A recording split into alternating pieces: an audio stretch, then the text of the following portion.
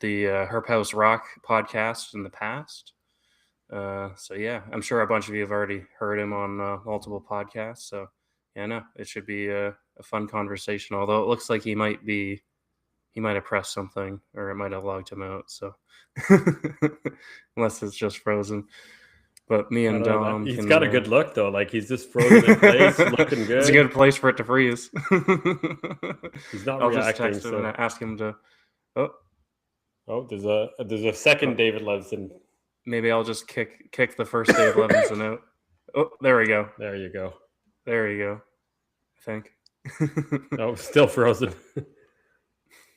All good. How about we just start with our updates, and while David tries to figure out how it works, or how it's working on his end, why don't you start with Mike? Anything new on your end? Nothing too new for me. I just got more newts growing out. Everything looks like it's breeding. Like I think all the pairings I'm doing are probably gonna work out. Yeah, maybe. Okay, it keeps logging off. You talk, Dom. All right, sounds good. I'll talk for a little bit. So on my end, I had my 5th clutch drop today. Nice complete disaster again. I think I'm officially having the worst season I've had in probably like 6 or 7 years. Had one of my jungles lay 17 slugs. I mean, 3 of them have red in them, but they're all too small and not doing great. And this is a female that has now laid 7 years in a row, which is a lot, but she always lays no matter what. So whether I breed her or not, she will lay. So a little bit disappointing. And on another note, I had a fun occurrence happen last weekend right after we did our podcast. We actually lost power at my house. So being the nice and organized person that I am, I waited half an hour thinking the power is going to come back. It didn't. So then I'm like, it's okay. I'm smart. I bought a generator like 5 years ago that's still in a box. I can pull it out and make it work. Took about an hour to pull it out, put it together, do all that kind of stuff, like remove the brackets on it, add the feed, add the wheels, figure out even how to get it started. So I'm all happy. I got it all started. Now I've had no power now for about 2 hours. My incubator is at like 86 instead of 88. I'm like, hey, it's time to put it back on, right? When I bought this new place, it came with a generator plug. So I've got an extra complete panel downstairs that's made to plug a generator directly on it. So I'm like, all good, man. Like I'm really well organized. Then I look at it, and of course, I don't own a wire to connect from my generator plug outside my house to my generator. So I go get the wire. By the time I finally get the freaking generator going, it's been like 3.5 hours.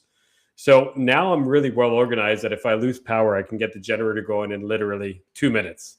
So probably should have tested it before, but there was part of me that's like, I don't want to open the generator because, if it doesn't have any fluids in it, it's just going to last forever. I don't need to maintain it. But anyway, I got it going. My incubator dipped down to 84 after about 4 hours. So not great, but I don't think it'll affect too much. Like it went down to 84 for maybe the last 2 hours. And then I got it back to 88 and it was fine. Really cool thing about my generator though, is just like a little generator and it was freaking powering everything, man.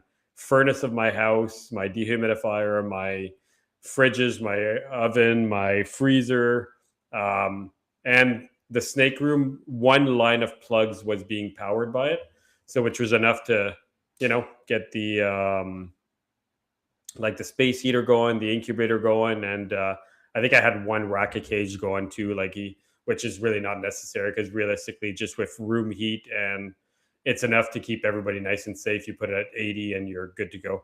So I don't know. It was kind of interesting. Had to test that out. I think it went well overall. Except for that, anything new? Again, clutches are not going so well. I'm losing eggs in my incubator, which really sucks. I usually never lose eggs. So yeah, I think I'm going to end up with probably a fertility thing then maybe. It could be, but just a lot of rotting. Or even the females moving may have, I don't know, thrown off their hormones or something, causing them to have eggs that aren't as viable, Maybe, maybe. and I want to blame it on the fact that I moved, but I'll be honest, a lot of the signs that I tend to see before I had moved, I wasn't seeing. So I was already feeling like a lot of the things weren't happening. So I mean, I still got 5 clutches, but out of 5 clutches, 2 clutches were full slugs, right? Which I right now have produced more slugs this year than eggs, which is really not a good sign. So I don't know. It's just a crappy year for me. I've had a lot of other good years, and I guess it's good that I don't depend on snake money to survive because I'd be poor this year. Yeah. So Yeah. for that, that's kind of what's new with me. Yeah, it's probably good that hey, at least it worked out in the year you moved. So no matter what, it would have probably thrown something off. So at least it's kind of Yeah. moving in that direction. Or it does the opposite, right? Like how often do you hear of people saying like they moved and had the best year ever, Yeah. right? Yeah, So I think I might have. I think I lucked out just how like I moved where like the Kluberts were down in formation and I moved and brought them out. So then they didn't really feel it, and then the Boas, I don't know. Like now they're actually breeding.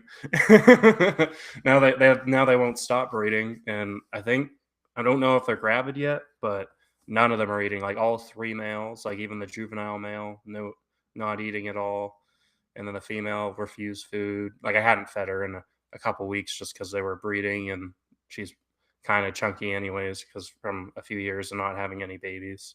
So now now she's not feeding and she's looking thick. So I guess we'll see in September, October. Hopefully there's something, but I is don't it the know. right It, timing though for breeding for your yeah, boas? yeah, yeah. Yeah. No, they generally breed anywhere from February to June, basically.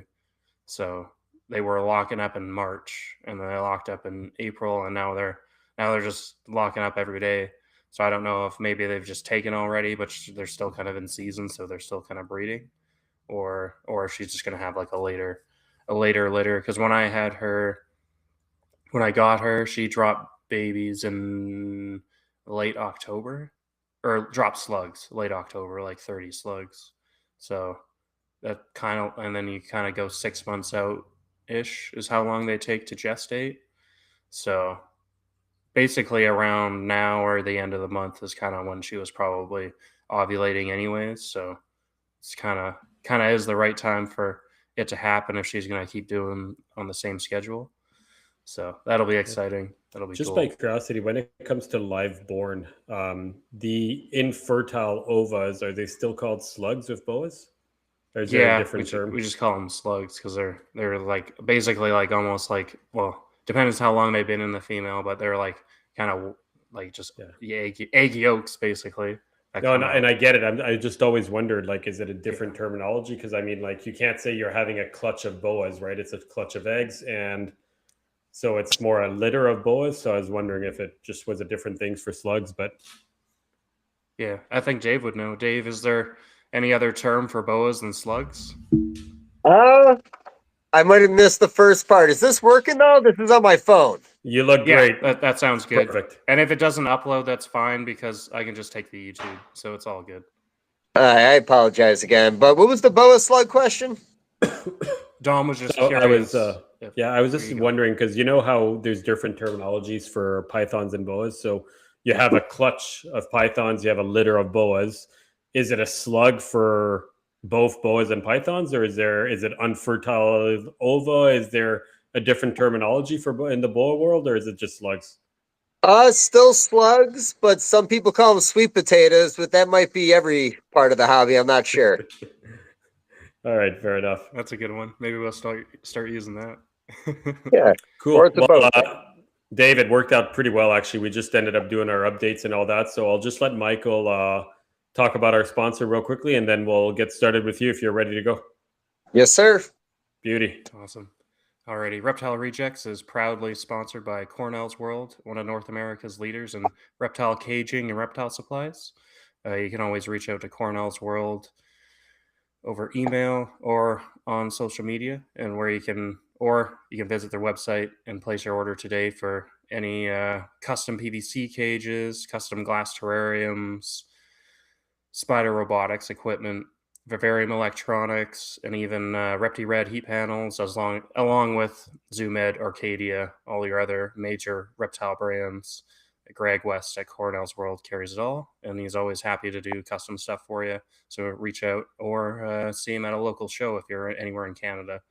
They put on many shows out in Alberta, and also they were just in BC this weekend. So if you're in BC, I hope you went out to the BC Reptile Show. I know I'm on the board for it, but I was not at the show this weekend. But I'm sure they had another fantastic show, and and then also we're sponsored by Greg and Tyrone's other business, which is the Western Canadian Reptile Expo, WCRE.ca. You can pre-purchase your tickets for the upcoming Medicine Hat Show or the big show in August in Calgary, where you'll see a ton of breeders. It's the biggest reptile show in Western Canada in Calgary in August. So it'll be the same weekend as Daytona, but yeah, it'll be a fun time. So go pre-purchase your tickets, or if there's still tables left, go buy some tables or booths. Alrighty, Dom. I think we're ready to go. That was a nice long commercial. I feel like we should like double our price for that, man. You go all out. Yeah, usually I'm a bit better. It's been a couple weeks. There you go. Dave, thanks for coming on. Thanks for lending us some of your time. Appreciate you coming on. Really looking forward to chatting. I'll be honest, I've listened to a good amount of your podcasts. I find for me, like listening to podcasts, I love personality. I love usually what brings me back to a podcast is like if I like the people talking, right? If the person is annoying the shit out of me, or if they're boring, or if they're talking in a monotone voice or anything like that, like as soon as you got people with personality, it just makes everything more fun, right? So I definitely enjoy your podcast. I'll be honest, I never heard the previous podcast that Michael said though. So I've heard you on MJ's platform. But what was the prior one? It was called Herp House Rock. And do you mind if I ask you what's the history on that? What happened to that? Or you just switched to? Well, it's so the history on that essentially, MJ invited me on his podcast back when it was unfiltered. After doing that episode with him and Forrest Fanning, Benjamin and Ryan with R&B Reptiles down here hit me up and said they would love to do a podcast full time, and they wanted me to come on and be part of it. So we kind of got rolling. And to be honest with you, I had some family stuff come up. My dad got a little sick, so it was kind of hard to go on there and have fun and enjoy doing podcasts. Took a break. The break was too long, and we never got it going again. But then I jumped on Trap Talk. MJ hit me up to come do some episodes with them, and kept the lungs fresh. Yeah, for sure. I definitely enjoy those because you guys do it like bi-weekly kind of. Like I know Junior's not always there because he's also super busy with shows, but you guys seem to make it work kind of thing. Even if you don't have guests, you can pull Steven, you can pull Alex, you can get William Philippek is the other guy we like to bring in every once in a while. Yeah. We had him on, I think, before our holiday show. So we had two shows that went back to back 3.5 hours because obviously you talk to William and it kind of just keeps going. William, Junior or Jeff, those are two guys that I've had a lot of really long conversations with. When we start talking, we usually don't shut up. So, it almost made sense to have us all together because even the conversations we get to have together on those random throw together last minute podcasts, it's all like just original conversations that we'd be having if we were just hanging out. And that's why I've always enjoyed the chemistry with those guys.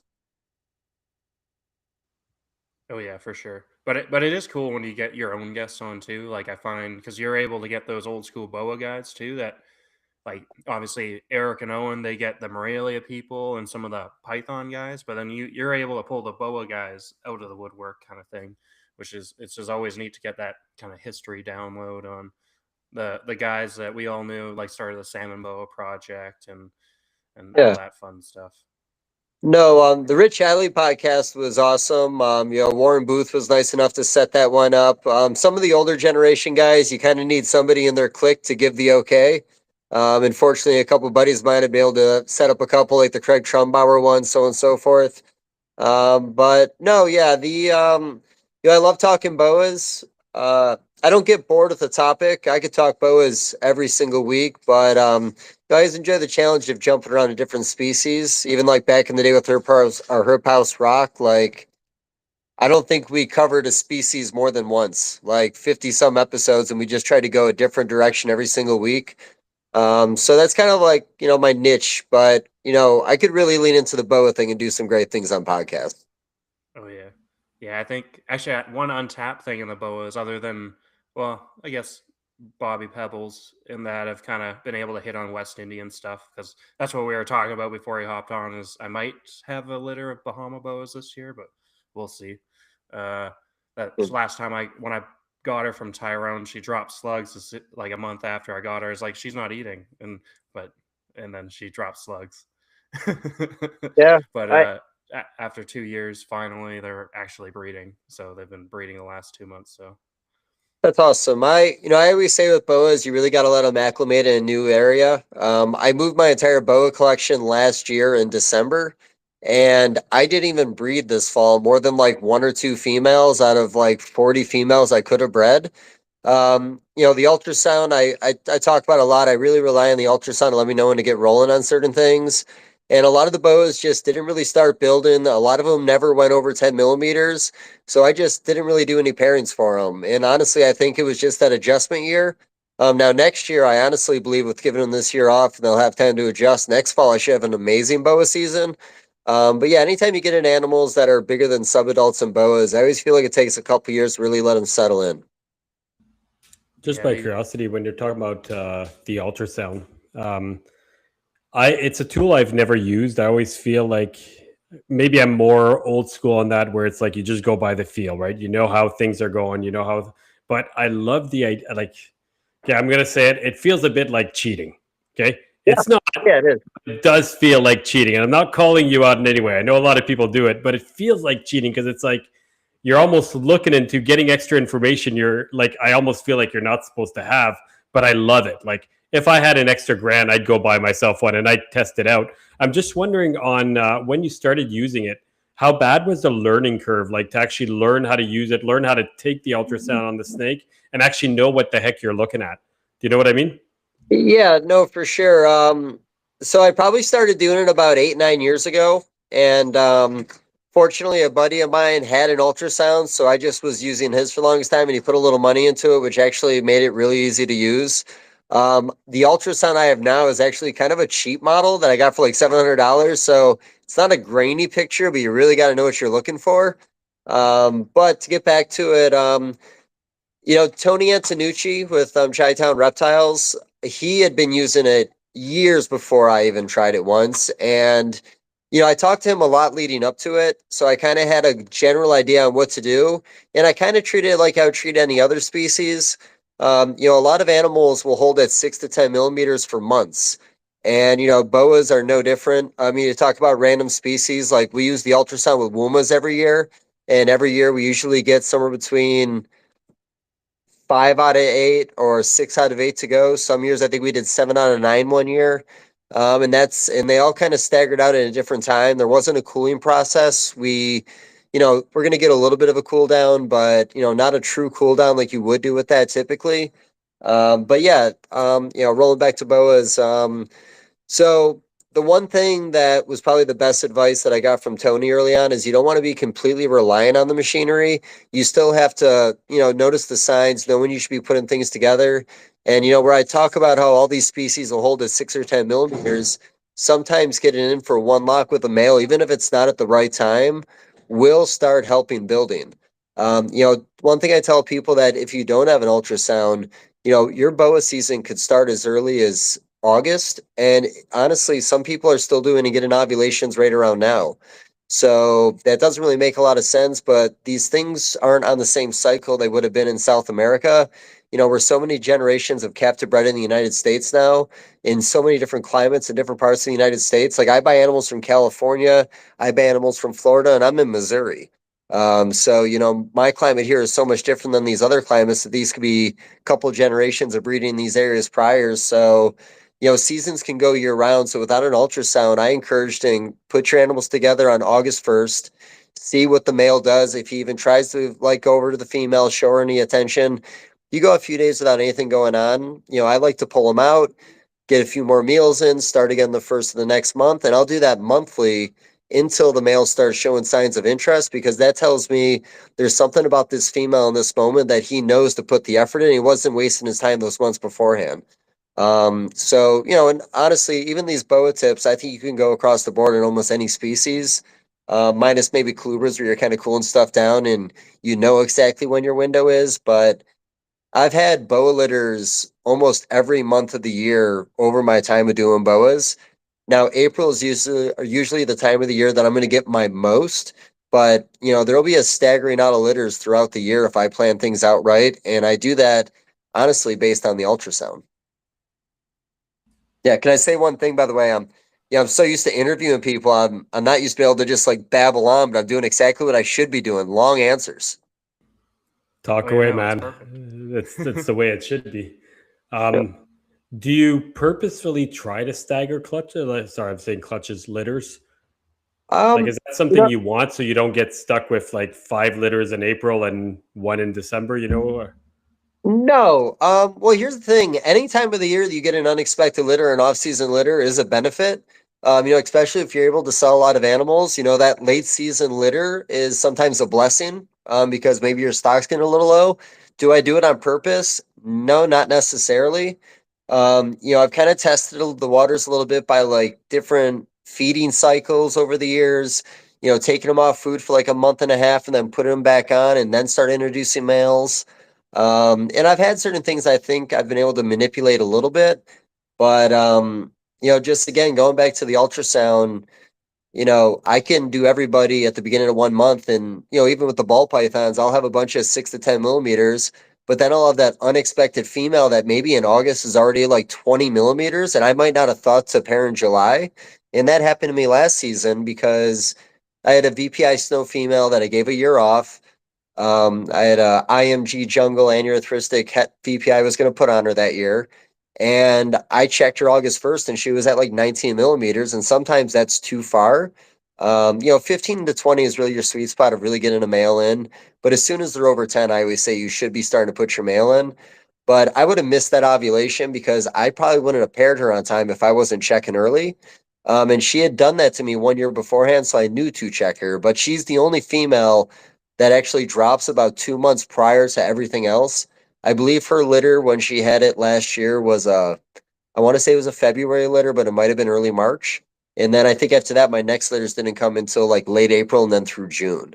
So like I said, there's a little bit of advantage there. And if you have a smaller collection, I don't think it's really necessary, especially if you're, only running one male to one female, that even with the ultrasound, I still typically will only plan on running one male to one female. Um, but yeah, like I said, it's cheating, but once you get over a certain amount of animals in your collection, I feel at that point you really need to have one if you want to be successful on multiple species. For sure. Yeah. Do you think colubrid people really need it though, or is it more of like a boa python? I feel like colubrids, I actually just moved. That's why it's almost weird that the Bahamas are breeding. Like I've had them for 2 years, but then Yeah. I moved. What is it? 2 weeks into February. So I did the colubrids where I had them in brumation, and then basically just got them up to room temp for travel, and then set them up and fed them within a week of getting here. So I feel like I didn't really mess them up, but I'm just surprised that the Bahamas actually are doing their thing finally after having them in a stable environment for 2 years, kind of thing. But I guess stuff kind of just does that sometimes. No, that's awesome. And honestly, I think the settling in, the hardest thing about boas, and then you're gonna have to bring me back to what I was supposed to talk about in this moment. But the hardest thing about boas is you need to really have patience. And when you're first coming in the hobby, there's a lack of patience. I remember when I first came in, like, yes, I did buy some babies, but I need some adults. I'm not waiting 2 years for this. I want it now, kind of thing. And in boas, where it always seems like a great deal when you get this big, beautiful animal in from somebody else, it just doesn't always work out that way. And sometimes that breeding year might get you a slug out, and that slug out could put you back 2 or 3 years of that female. instead of just waiting a little bit of time. And, like I said, with boas, it's always patience. Now bring me back to what I was supposed to say, because that was something else. We don't have to remember. Oh, colubrids. We were talking colubrids. Yeah. Man, here's the thing about that. I remember talking to some of the old heads back in the day where they would talk about keeping corn snakes in cooling up to 12 months. Like, just in there, they got water, they're brumated, they're not losing a lot of weight, everything's fine. And then when you bring them up, you start feeding, it's like they were only in there for a couple months. Down at like some of the bigger companies down in Florida, like had produced a certain amount of corn snakes to supply like Petco every year, back well, Gourmet Rodent. I believe they had I'm sorry, they either had 3 or 4 cool down rooms that they would shuffle animals in at certain points of the year, cool them down, bring them out, do the next room kind of thing, so they could stagger out their clutches all year round. Because you can manipulate them so much with brumation, I don't think an ultrasound would ever be necessary. Yeah, and if you wanted them to double clutch, you just throw as soon as they lay, you pound them with food and throw a male in. Like house snakes are super easy with that too, where you can get, depending on the species, you could probably get 2 to 4 clutches a year pretty easily by doing that. But then you just gotta watch out. Like they are house snakes; they do want to eat all the time, but they're Yeah. you still don't want to overdo the animals, kind of thing. No, 100%. And another thing too, we're like manipulating my season. So this year, the blue tongue skinks woke up around like January 5th. And when I first started doing blue tongues when I lived in Buffalo, New York, I usually started breeding about like Valentine's Day. So this year and last year were 2 of the earliest seasons I've ever had where I've gone in and got locks around January 8th. Um, because I wanted to put a really big focus into just those guys this year, I used to cool the skinks and the clubrids in the same room and bring them up at the same time, which means I had to breed them all at the same time. So this year I actually did a side cool down room where I just took tarps and air conditioner on the wall and had like the clubrids all in that area. I had the skinks in another area and then woke up and worked on them. And then the moment I was done breeding all the skinks, and that pretty much was around like January 28th, rolled in the other room, turned the air conditioner off, brought them up to temp, started feeding them, and I got 3 clutches of corn snake eggs so far. But last year, those clutches were a month earlier. So yeah, I don't know why I brought that up. There had to be a reason. Actually, that's good because I'm gonna be pairing probably 3 pairs of blue tongues next year. Yeah, But which is awesome.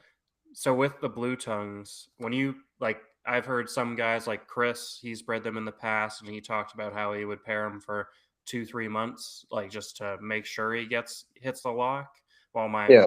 my boss, who I'm getting a couple one trio from, and he's bred them pretty regularly too. He has his thing of pulling them out, and then he's kind of he only gets 2-3 locks, and then they go every time basically, as long as they get for sure locks. So do you think the females, like, is it like triggering them to ovulate and then you just keep pairing them through that time, or is it kind of like they get the job done and then the sperm kind of lasts long enough for when they ovulate, kind of thing? Or what do you think about that? So, I talk about this a lot, but I've had, in my opinion, some failures in skinks these last few years compared to my first few years. And, my first few years, I feel like I was able to stretch a single male really far with multiple females, where nowadays I feel like I should have 1 male per 2 females. And if I exceed that, I'm going to lower my odds of even getting a couple good clutches or litters. So I think every male is going to be different. That male back then, I was able to breed him to 7 females a year and get 7 perfect litters. Um, you know, Cool down, I talked to Heather a lot down in Florida where they're doing everything outside, and they actually have different groups cycling at different times. And even Cheryl Matula, she lives about 45 minutes from me here. She's breeding blue tongues over there, and same thing. Her season got earlier here, but she also had females that were wanting to be locked in like February, mid-February. I stopped paying attention to certain females this year when they stopped showing signs of, well, when they never showed me they were in their window, where he talks about staggering out over like 2-3 months. I don't know how possible that is. I just say that because, when a female's not in her window, she really fights back. And you can go to a female skink and pinch her on her lower side above her back legs. And if she goes very limp, maybe wags the tail a little bit, isn't trying to be aggressive towards you, you know that she's in her window and you should introduce a male. There was a part of me back in the day based on some of the early learning I had from like people in New York telling me how to breed blue tongues. Baby sock over the female's head so she can't fight back. Male's going to get in and get his lock kind of thing. Um, I thought even some seasons where I had low success on maybe two locks that maybe I should have spread them out a little bit more. Maybe I should have put the male in for one more lock at the end when she was actually being very aggressive, like, get that strong one in. He's got to work for it kind of thing. Otherwise, he's not even worth my time. Um, like I said, I keep tweaking the system over and over again, and I've actually found ways to be worse off at these guys. But back to what I think's good, I think 1.2 is where you want to be. I think if you go in and check your female every 2 or 3 days, give her that lower side pinch, see if she's submissive, get the male in for his first lock around then, space it out by about 3 days and get a second lock in, and then space it out by another 3 days for a third lock. You could even stagger it out. I used to do it like once a week on a female for 2 or 3 locks. I just don't like the females to look really beat up. And I noticed this year some of my females on their third lock were looking very raw in that area. And when a male, in my opinion, has a favorite side, you can put him on that other side. He's going to switch over. So I tried to tone it down to only 2 locks this year. I want to say I'm like 8 or 9 litters into the season. I generally only believe I have like 5 more good litters coming, and I locked 35 females this year. So I'm at a below 50% success rate, and it's been that way the last couple years. And I thought it was because I was stretching my males out too much. Well, this year I didn't stretch my males out too much. I still put a lot of my better males on 2 to 3 females.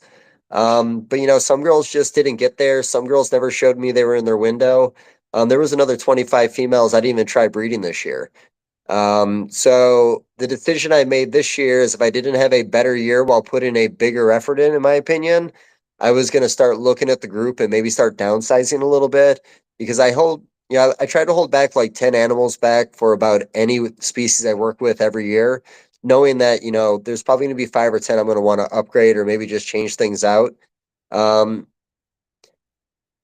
I got 4 racks that hold 18 females. I want to sell 18 animals on one rack this year, and I want to sell 10 out of the next rack. So I'm gonna have to sell 28 females to upgrade what I have and make a whole rack available because I'm gonna put something else in there. I might go after some beaded lizards. I have a ton of boas that would do great in that rack system because it's a bigger tub. But I really hate to say it, like I've always loved having a lot of skinks around, but until I can dial it in where I can maybe show like a 70% success rate, it takes up a lot of floor space. And, when you start trying to do this more full time, you can't have areas that take up a significant amount of room, not contributing a little bit to what the bills are, I guess is the way of putting it. Without sounding insensitive, we all got to earn our keep. Yeah, for sure. Totally get it.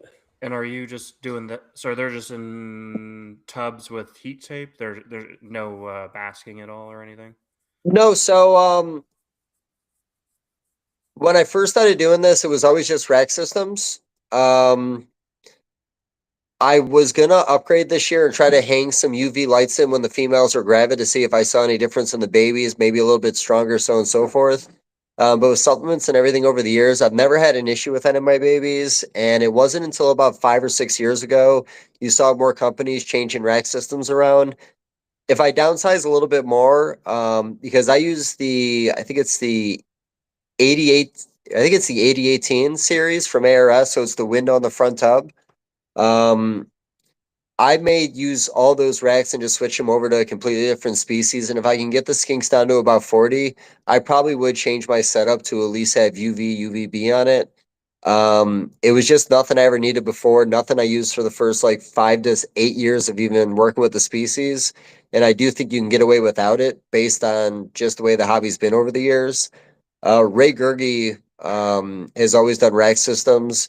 I want to say his tubs were like 32 quart, and to this day, nobody has ever made more blue tongues than he has. I think his best year, he may have put like 400 babies on the ground. And Heather, I think this year with Ron St. Pierre, I think they're going to do really well with it. I think they're going to beat that number, but that was a number that has never been touched. No one's really got that close since then. Kind of a cop out for not using it, but it wasn't something I was accustomed to, but it is something in the future as I start making changes, I will be adding to my setup. I don't think there's anything wrong with that. Like I know there's a huge push for pushing for UVB and UVA and all that kind of crap. And I'm saying crap because in my world I don't keep lizards, right? I only keep pythons, but some people are pushing for putting UVA, UVB on pythons. And can some benefit? Sure. Do they need it? I really don't think so. Maybe You we'll look at start getting hypo bredli out of normal bredli again. Oh, maybe, right. um, it's one of those things where if you've done it for 20 years or you've got animals that have been surviving for over 20 plus years without ever getting it, they breed, they live, they're healthy and all that.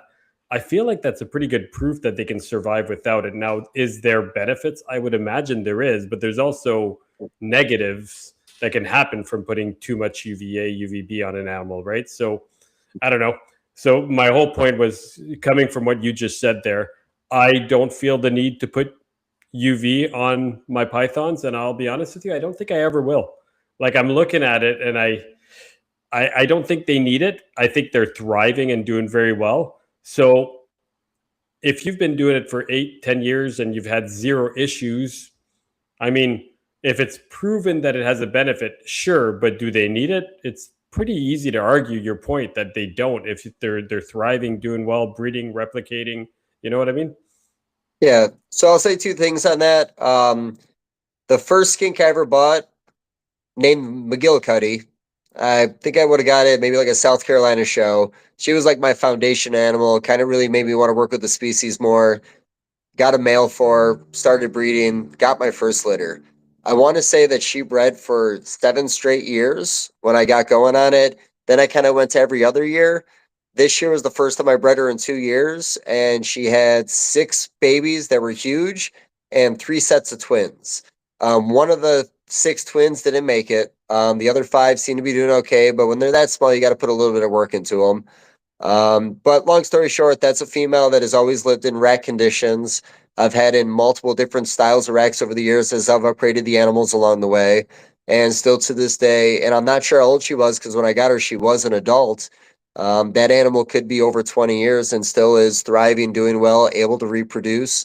So, like you said, I don't think it's necessary, but there are a little bit of benefits.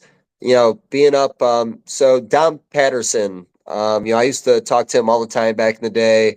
Trying to talk to him a little bit more now. Like I said, I got disconnected from people for too long.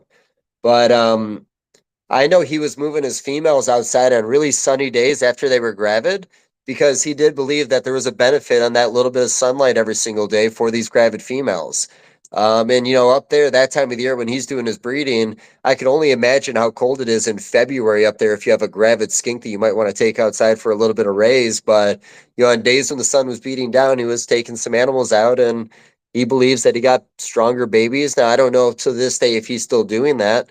I know he's changed gears a little less with the Northerns now, more with the Westerns, and so on and so forth. But yeah, like I said, I think there's a benefit, and that might be something I do next year after I get gravid animals.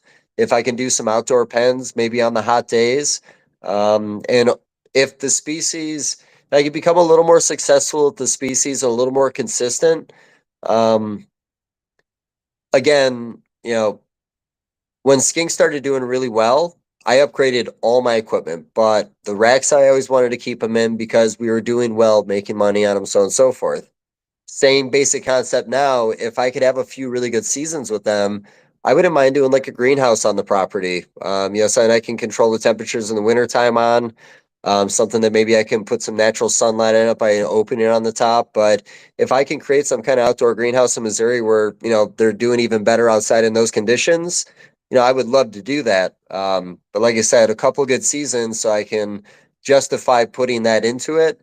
But if I do well with something else, I'd probably still consider getting on the project. Yeah, no, blue tongues I think are that like they're that like nice middle kind of like they're better than beardies, honestly, for beginner lizards kind of thing, and they Yep. look awesome. Like I remember working at Rogers back in the day.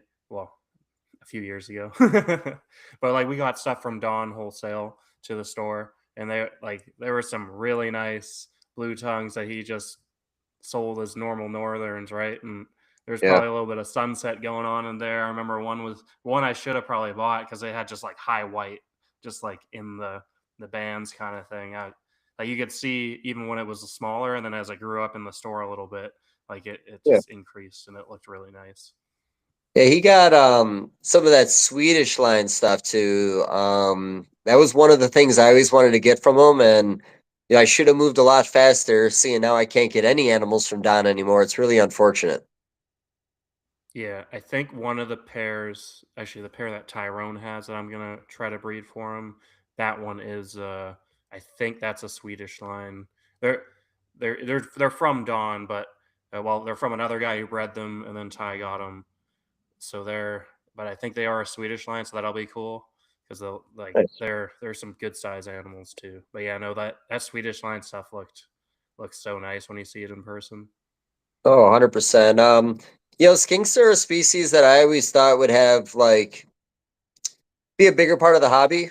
Again, I hate because I do so many podcasts, so I'm going to say I've talked about this before, but when Brian Barczyk went over to Australia on that trip, got to go over to Joe Ball's house, see all the mutations he was working with. Around that time, Joe Ball was already exploding on Instagram. All his photos were being shared everywhere. When he came back from that trip, he just was like, man, this is such a cool species. I think it's going to be really big here.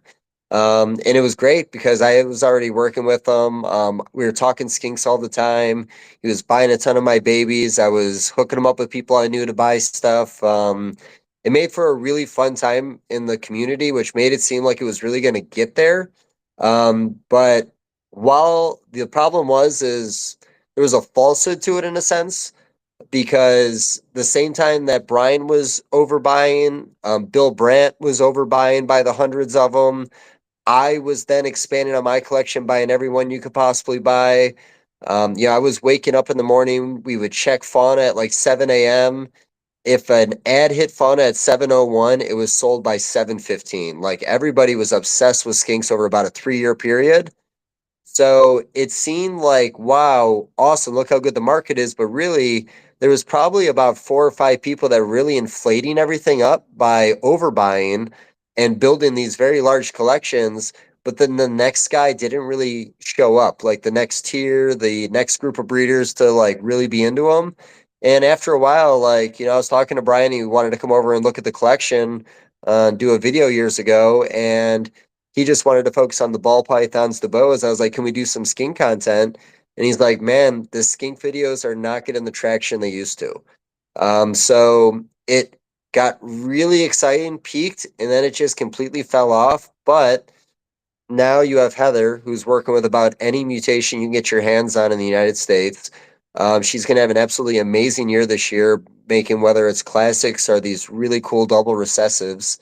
Um, if getting all these morphs readily available in the United States doesn't help this species set off, I honestly don't think it's ever going to be there. And I think there's going to be, you can only produce so many a year based on what the market looks like. But really, it's an amazing pet animal, and I think it's always going to be an amazing pet animal. And a lot of what I do here is to produce pets. So I'll always work with them, but man, I really want more people working with that species. I've never had anybody buy them and not be happy with them. Yeah, I think they are, and I think that's what their market is actually more for pets. Same with Euromastics. Like I know up here, like actually, well, a couple years ago, I think Don. I'm not sure if Don even fully works with. I think he has pivoted because like there was 3, 4 years ago where I swear everybody bred Northerns up here, and I think the price went down to 450 Canadian. Yeah. And then, but now I think people, since everybody stepped back, I think there's only, I don't know who, but like, I think everybody kind of pulled back on it. So there's not as much kind of available. So I think their price now is retailing at about 450 to 550 for just normal, normal northerns, and a sunset's probably up from there. But I don't know if anybody's actually selling them as that or just kind of selling them as nicer northerns. But that's kind of the Canadian market, and same with euros. Like they're 350, 450 for captive bred orinates and oscillateds kind of thing, where they're that, but people are buying them as pets. Like the last couple shows, I think we've had 10, 15 people walk up to the table. Oh, you guys have blue tongues yet? Or you have euros yet? Kind of Yeah. thing. And it's like, well, we got these zebra skinks that are captive bred and really cool, but no, you're going to have to come back for the fall shows if they're still available by then, kind of thing, right? Like, so there's definitely people up here looking for them as even like just for pets kind of thing. So that's kind of nice to see.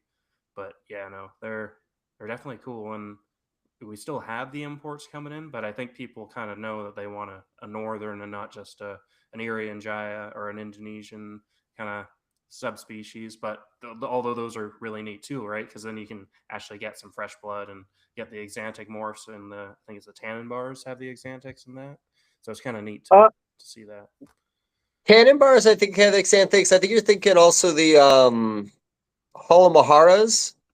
They get Yes, xanthics in all the yes, time, but I don't believe anybody's ever successfully bred Holomaharas.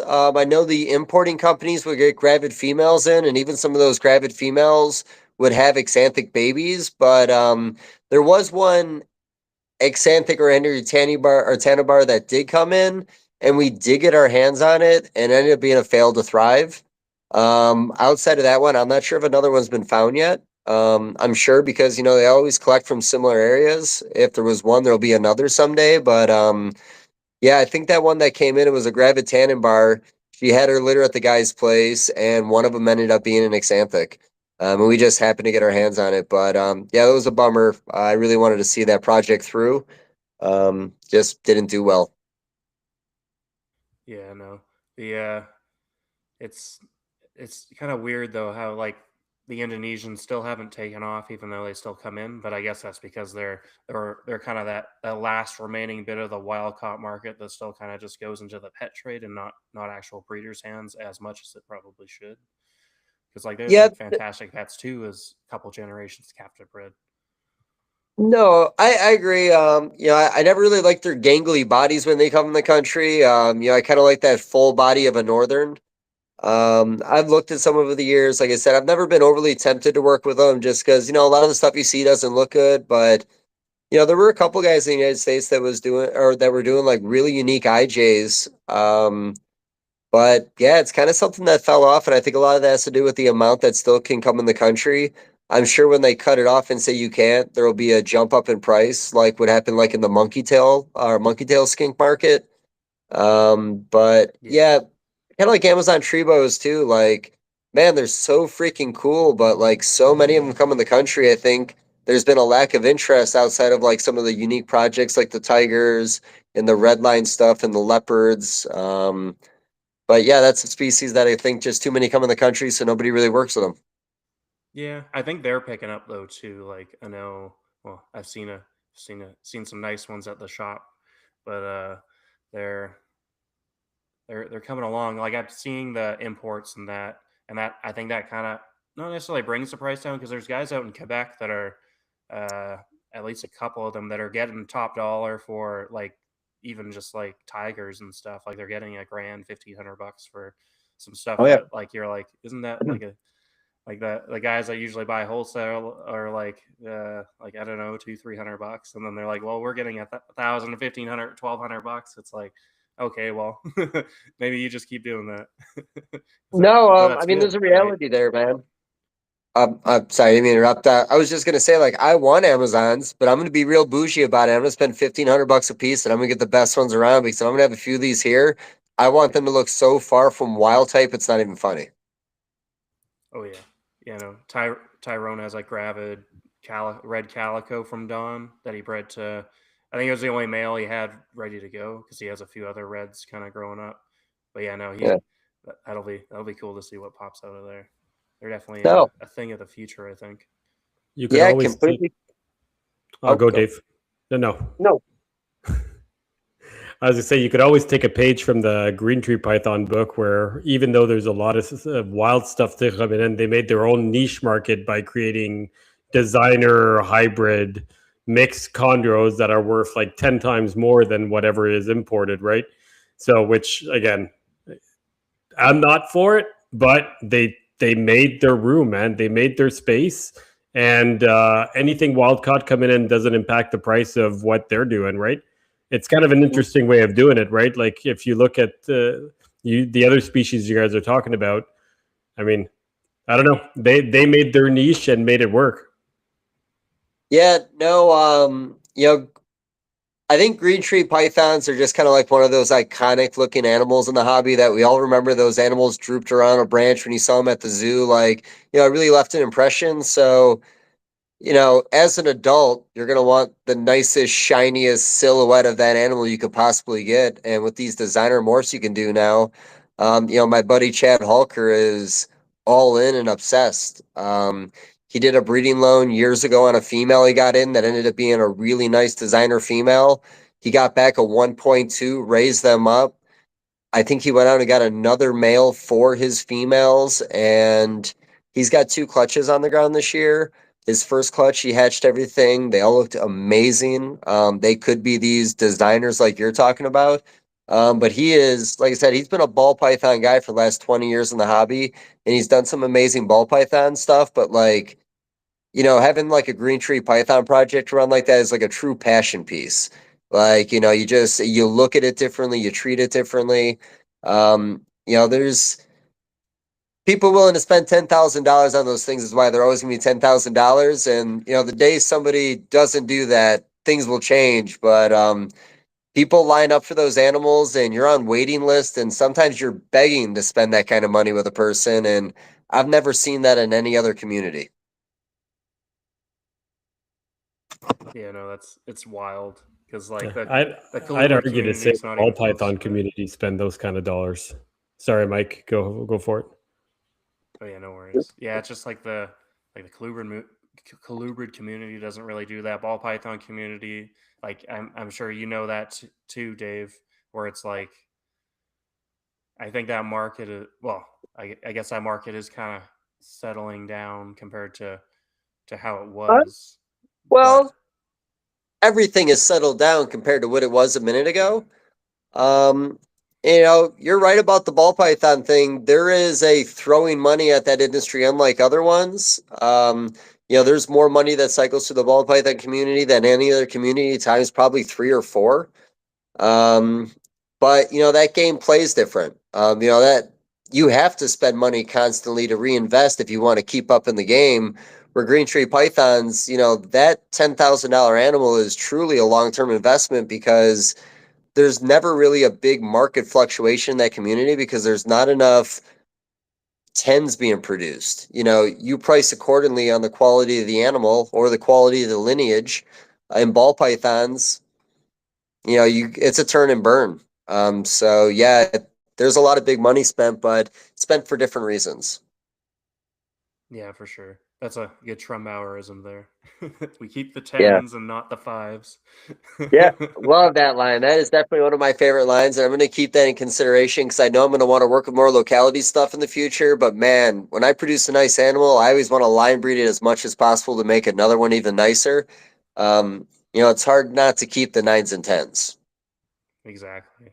Like even with I got the Wild Rose Pass subox, and I think he actually started that line, and it's like because they're actually I learned from when we had Brian Box on doing an Alterna show and a West Texas show. He talked about, well, yeah, Davis animals are like for subox at least they're orange. They're because of the rocks. They've kind of grown. They are more of a reddish orange animal in that area. So that locality is already going to be like that. So now we can only just kind of bring more color to them, right? Yeah, the one thing that I struggle with that because, by the way, I love the species. I'd love to actually get out and see them in the wild someday. But we always talk about it. If it came from this road 9 miles deep, you breed that to another animal that's within a mile range, kind of thing. But they're so incredibly variable all through that range that it's not like you're focusing on like a certain width in your bands or like a certain tone of orange. I find that ones coming from the same area again are so highly variable it doesn't like throw away the idea of still just kind of keeping it isolated to that area. But, if you really wanted to maybe focus on a true look, why not breed one from a different area that maybe you wouldn't normally do if it looks closer to what you have already? Yeah. Are you talking about the Alterna or the Transpecos? Alterna. Oh, okay, yeah. I was talking, well, yeah, like with Alterna, they're just so variable. Like they can look like this, but they could also look like every other locality too, depending on the litter kind of thing, right? They with the subox, they seem to be a little bit more not exactly the same, but they're still, I'm sure there is some kind of change. Like my male is a bit more orange, where my where the females are a little more tan with a little less red coming through. But yeah, no, the Transpecos are definitely a favorite. But I know if Dom were to do something locality other than his gelatins, he would probably do Alterna kind of thing because they're I've just been wanting just to do normal all. Alterna, I've fantastic. always wanted to do Alterna. I know, so Shan does Alterna, but what I like about the Alterna is that I like how locality specific people are, and I just think that's cool. But I also love the idea that you could breed a 9 mile to a name other locality because I don't know them. And it doesn't matter because you're not creating a cross. You're just creating an Alterna, right? At that point, at least you're just creating the same animal. So you can sell just a gray band, like, and there's zero issues with it. Just don't add the locality to it. And at that point, it's just a gray band, right? And it sells still great. You're probably not going to get as much for it, but there's nothing wrong with crossing. But if you cross the localities, now the big question is a 1 kilometer square even enough to call a locality, or should it be like a 10 kilometer square? Should it be a whole county? Should it be like that's all up for debate. But But that's the thing is you could like depending on the animals you could just say, oh, it's a Davis County because Davis County's huge, or whichever county. You could theoretically say that as long as they're both from within that county yeah, fair kind enough. of thing. I just don't think people do that as often. Like I think some localities people go into like the kind of more vague county ordinance, while others like with Alterna and that they go exactly like it is from this road, it is from Yeah. this mile marker. But at least Yeah. it's all the same species, right? And that's what I respect about it. It's not like if you're breeding a retic to a dwarf retic to a, like, from the 4 or 5 different species, or green trees where you're breeding all these different species together, right? The alternas they're all gray bands. They're all the same thing, which is, Yeah. you're not muddying the water. No. So one thing that community could have did, but the ship has sailed. But like other communities have done, the breeder's name, like we talk about Bob Applegate animals, we talk about Craig Trumbauer animals. The breeder's name should be really linked to it because a lot of these guys even went and collected it themselves. This is their founding stock. So I kind of like the idea of that if they would have maybe branded it a little more that way compared to everyone just saying it came from this road or so and so forth. But again, the problem is, I always talk about I love mutations, so I really love the hypos when it comes to the gray bands. I would want to probably have some stuff like that around. I wouldn't not want to work with the other stuff, but I hate to say it, I really do like some of those mutations, and I'd probably want to mess around with it a little bit. I'd be doing what you shouldn't do. I'd be focusing more on designers and less like the purity of the game. Yeah, but that would be cool. But that's still pretty neat, right? Like you gotta have fun with it, right? You got to do it for yourself, kind of thing as Yeah. well. But So what is it? What was I gonna ask? Oh yeah. So like, what do you like work with? So like me and Dom kind of know, but like what else is in your facility other than like say northerns and and that um, type of thing? Because obviously you do boas and I think you do some colubrids and you do some pythons and that too. yeah. So, well, how about this? So I'm full swing in my breeding season. Actually, I've already come to the end with a lot of stuff. So what I've been able to successfully breed this year, ball pythons, of course, good for me. Blue tongue skinks, getting litters on the ground from that. Um, 3 clutches of Woma pythons have hatched out. I got 2 more clutches cooking. 3 clutches of children's pythons. I think I ended up at like 27 babies. Pueblans laid eggs. Corn snakes have started laying eggs. Honduran milk snakes are being bred right now. I do have 1 litter of boas coming this year, maybe two, but like I said, I only put a couple pairs together. What is it? I feel like I've made some other species. So I know I'm going to try to get up to like 10 species bred this year. Sand boas, we have ovulations for sand boas, Kenyans only. And man, there's kind of like just some miscellaneous stuff. I got some Mexican black milks I've been raising up. We got some Boyga at the shop, but we haven't tried breeding them yet. I got some Matlocks raising up right now. An Angolan laid a clutch of eggs the other day, and we got one more Angolan clutch coming. So yeah, and then there's some other stuff. But things I have in quantity, it would be corn snakes, boa constrictors, ball pythons, and blue tongue skinks. Everything else, I probably only have about 10 of the species. The only thing I do have a Brettles het stonewash female I've been raising for years. With at some point, I was either going to get a hypo het or something to put with her. I do love the Don Patterson stuff he's done over the years. I'd almost rather just get those compared to going this long game to get there. I'll end up picking up a hypo het stonewash, I'm sure, at some point. But yeah, that female has enough loner males. He could probably send one your way. Well, so that's a good question because I keep on talking about not being able to get things from Canada anymore because when it comes to a lot of Australian species, I'm unable to get them in, at least with blue tongues. Are carpet pythons and certain things still like flowing freely? As long as you label it as a variegata, you're probably fine. Oh wait, okay. If you're talking about moving from the United States to Canada, it wasn't for the longest time. I think this year is the first time that 1 or 2 people have gotten them across, and I think Don is one of those persons. So it is not easy to do. It was pretty much completely blocked. It's always been legal to do. The problem is on your side, your Fish and Wildlife is a hit or miss. People keep blocking it, right? But it makes no sense because I can ship an animal it's a CITES 2 appendix 1. No, CITES 1 appendix 2 or CITES 2. It's just CITES 2 appendix 2. It's CITES 2. So we can ship it across borders from one country to another. There's nothing special about the United States. We should be able to. You just have special rule through your Fish and Wildlife that makes it really hard because you don't want to go through all that just to be denied at the border. So, but as far as I know, it worked. I think it did work this year for some people. Right. Interesting. Yeah, I don't know why that all started because, this was years ago it all started. And then I feel like about 4 or 5 years ago it was kind of getting enforced. I think the only stuff that was coming in through Buffalo, New York, I want to say. But yeah, I guess I didn't know that it was more of us just rejecting it. I thought it was just kind of a mutual agreement. No, well, actually, I think it's, what is it? U.S. Fish and Wildlife told people that it was always in the Lacey Act that I guess the Lacey Act says that they can basically enforce whatever other country's law they want to enforce. So Australia obviously says they have never legally exported anything when there's actually is legal paperwork for a lot of species. You would just theoretically have to link your animal back to it.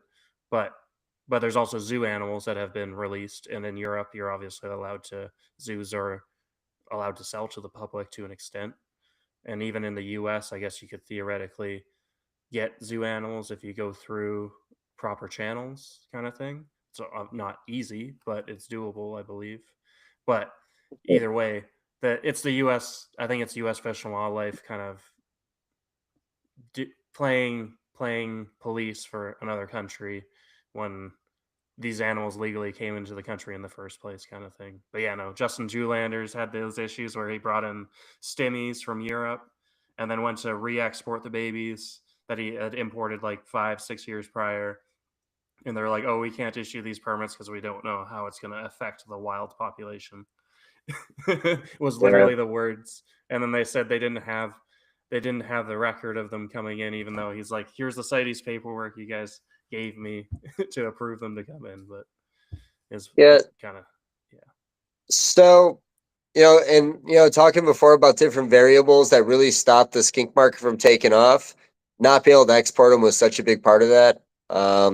That's even a problem that Heather has. There's a lot of people in the Asian markets that really want to buy the albinos, but she can't get them the albinos. So, like I said, we'll see if the United States market could sustain the species. But yeah, if we had the world market, it would be a completely different ballgame. Oh yeah, because actually I was talking to Stephen Woodward down in Arizona, and yeah, he was talking about how he used to send stuff to Hong Kong all the time, and now they can't really do that anymore. So I guess Yeah. Don, that's probably how Don used to get offload most of his. They probably never really came to Canada. It went with his Morelia or whatnot to Japan and to Hong Kong and whatnot. Yeah, no, I know it definitely hurt them not be able to bring them to the United States, but like you said, when the United States got had to cut everybody else off, it really opened up a window for Canada to be able to ship to the Asian markets because we couldn't do it. Yeah, and I think they're CITES 3 now, but that still means almost nothing. Like it's I think CITES 3 basically means it's like you just kind of say that you have it and it's going across. Like it's less than CITES 2, but I don't know. It makes no real sense to have it. They should just probably have CITES 2 and then CITES 1 for stuff that's even harder. But they had to add a Yeah. third section because I think they added knobtails to it as well. Some just to help restrict it, kind of. I don't know. I don't know how Yeah, it restricts it, but I think with Craig Stewart, he bought a bunch of blue tongues and then started getting out of them when he couldn't export them. Same thing, I believe he started downsizing on his knobtail collection because I think he wasn't able to export anymore. Um, you know, my expansion in blue tongues, I mean, don't get me wrong, I've always had that hoarder mentality, have as many as possible, but like, we had a customer in Hong Kong, like you were saying, that was willing to take on hundreds of babies a year, and it agreed upon price. So the idea was, man, let's produce hundreds a year to fill these orders.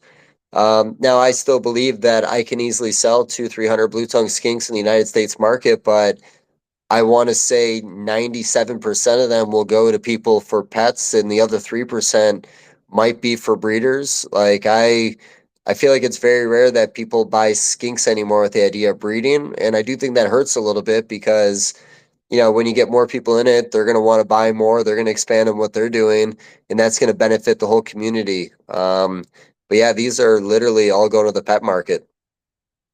yeah, yeah. No, I can see the good and the bad in it, kind of thing. It at least there's not as much competition, kind of going up. Not that competition's a bad thing, but yeah, So, I think I don't that's mean it as a probably bad yeah. negative. I worked with the species because, like you were saying, so much better than a bearded dragon, so much easier than a bearded dragon.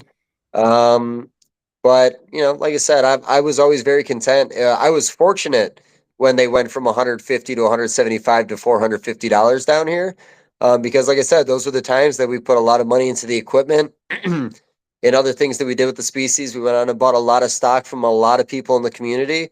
Like I said, there was a lot of really good things because of that. But even then, a lot of those animals when they were 450 were still a lot of them went to the pet community. There's people that are willing to spend 650 just for a nicer looking pet. If it had some oranges, if it had some reds on it. Still today, you'll sell a nice red for $400 or $500, but a lot of them are just people who want a prettier pet. Yeah, yeah, for sure. So with the actually, I want to pivot to sand boas quickly, just because Yeah. I've kept sand boas since they were my first snake. I still have my first pair. Do you find them almost like the Antaresia version of, even though I guess they probably aren't technically boas, but they are, right? Or one of Yeah. those like weird species or groups of animals. But I find I could probably breed my female every year, and she would give me a perfect litter every time. But I don't. Like I've done it where I bred her 2 or 3 years in a row, give her a year or two off, then do a couple years, and then give her a year off, kind of thing. Because Yeah. they just seem like they seem like they fit that Antaresia that could probably go every year. Although it's probably best if you do give them the odd year off. But have you found the same thing where they'll probably go every year for you? So my experience is only producing them last year for the first time. It was a species that I kept off and on, but never really got to the point of actually breeding them. But I bred three females last year and got three ovulations. I've got one ovulation out of the three females so far this year. But again, those were also ovulations that were very staggered out. I want to say every litter was 3 months apart on those three females. and they all have their own male I'm using for them. But the only difference from last year to this year now, I proved I can do it, and I had a bunch of stock I already put to the side. I got a bunch of stuff breeding this year. I think I actually have like 15 females that were able to breed this year, where last year we only had three up to size. Last year was kind of a prove it year to make sure I wanted to keep on committing to it. And, again, I think it's a great species for the pet owner. And I also think it's a great species for breeders because, even though there's not a ton of mutations, man, a lot of the mutations they have are very sharp. Oh yeah, yeah. No, I want to get more. Like I finally got another pair of. I think I got like an anery striped female and a albino visual male is like another pair to raise up finally because I should have held back from probably I should one of the first litters I had I probably just should have held every baby back kind of thing to raise up and produce because they move like they're fantastic beginner snake and I guess if you had enough over like can always wholesale them kind of thing. It's not the end of the world. They're one of those easy animals that pet stores and stuff can move. Um, Yeah. but yeah, no, like what I really want to find though is some actual like OG line uh Roy Stockwell nuclears.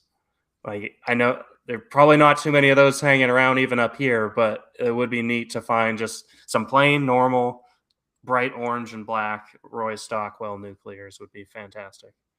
Yeah, it's really unfortunate when the hobby loses things like that, and you'd think they'd always be out there somewhere, but there's a lot of communities that things are lost forever. In boas, carpet pythons, I'm sure, like, get it when you can. It's just not always going to be there.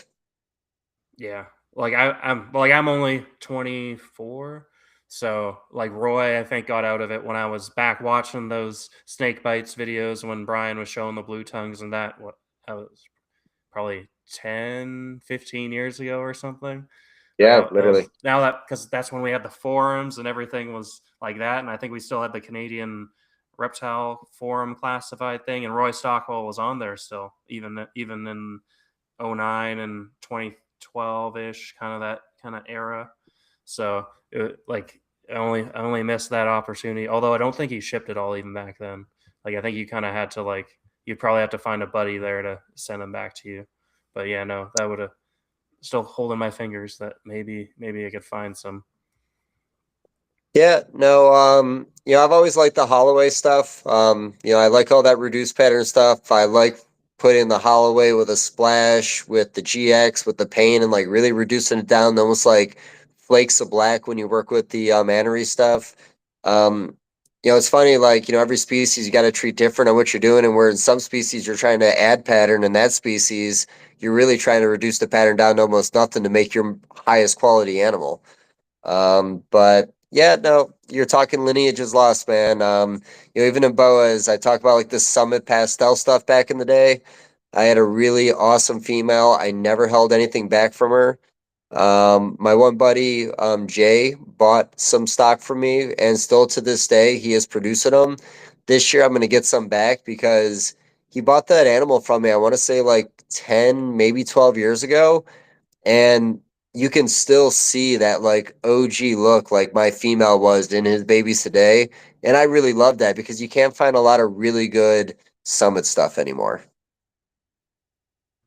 Yeah, like I know the boas like you guys had all that pastel like the different pastel stuff going on, different hypos, and like because boas I think you can still probably get like wild caught stuff coming in. Just it's not really as heavily looked at as it once was. I'm guessing kind of like ball pythons. Yeah, no, you don't really hear a lot of boas coming in. And like when the Labyrinth boa popped up, Jeff Ronnie got a call directly from the farm and he took advantage of that opportunity and bought that animal. Um, when a buddy of mine, John Carlson, about 4 years ago, he sells to a lot of the pet stores in Michigan, Illinois, Indiana, and he needed some boas in, so he bought, I want to say maybe 100 babies out of 1,200 that came in unseen in the bag, and he found two possible mutations in the bag. It looks to be the same mutation twice, but he's calling it the Jumanji boa. When I was out there for a show in Fort Wayne, Indiana recently, I went over to his house with the ultrasound because He tried breeding the females last year, was unsuccessful. He still had males in with them today. So he kind of, just out of curiosity. Plus, he just wanted to see how the thing worked. And it did exactly what it was supposed to do when we were there. But those females were not building. But there was another female that was getting ready to drop, and we put the ultrasound on her. And I'm like, man, it could just be me, but I think it's slugs. And she ended up slugging out. Bummer she slugged out. I'm glad the machinery didn't lie to me. But when I was showing them, I didn't play dumb, but I was like, man, I'm hoping it's just an issue because I'm not really seeing skeletons. And that's also a really cool thing about the ultrasound. You can see the heartbeat, you can see the developing skeletons in the boas. Whether or not you're going to get a slug out or if you're going to have some good babies. But in that same breath, there was one year I went in there and I took the ultrasound and put it on the female where I knew there should be babies. I saw a perfect skeleton, and that clutch or that litter gave me one healthy baby and the rest were slugs. So I just happened to put it in the right area that I thought, oh yeah, good for me. No, I was just looking at the only live baby in the whole litter. Yeah, boas seem to have you found that where you'll get years where you get litters like that where you get a couple babies and then a ton of slugs, or does it seem to be one-offs kind of here and there, or you just never know, it's just boas? No, like I said, I do think boas can be a little difficult, but I definitely don't want to scare people off the species. Once you have an understanding of your animals, you can be very successful with them. I find that some of my worst years is maybe when I should have known to give an animal a year off. Sometimes when I put a male in too late because maybe I wasn't paying attention to the female and the ultrasound said, hey, you're almost too late. I'll get the male in a little late and he'll overstimulate her, get her there, but maybe he didn't get the proper locks in when he needed to. Um, again, just the cheat code. I got in a opal diamond hypo jungle from my buddy, an adult female, 8 years old and never bred. I brought her in, and just as I brought her in, she started developing, and she got all the way up to 19 millimeters. So I cut her off of food. I had no intentions on breeding her that first year. I didn't want her to keep on developing because she could still ovulate and slug out. So cut her off of food. She reabsorbed. Awesome. Done. Same random thing. So I told you I'm not really doing much of bows this year. That snow litter that I got last year from a VPI snow female, I wanted to give her this year off, but I still fed her steady all through the year. She slugged out 4 weeks ago. Never wanted to put a male in, never put the ultrasound on her. But this chick, every year, if I don't take her off of food, she's going to slug out or she's going to ovulate in a positive way. So she's bred for me 4 times. She slugged out twice, and both those were years I tried giving her a year off. Dom has had that with his one big female jungle before, where he can't give her a year off either. I've had more than issues with. So I have one female jungle carpet that has now bred 7 years in a row. Okay. So she has produced something 7 years in a row. And after the year 3, I wanted to give her the year off, even though she was healthy.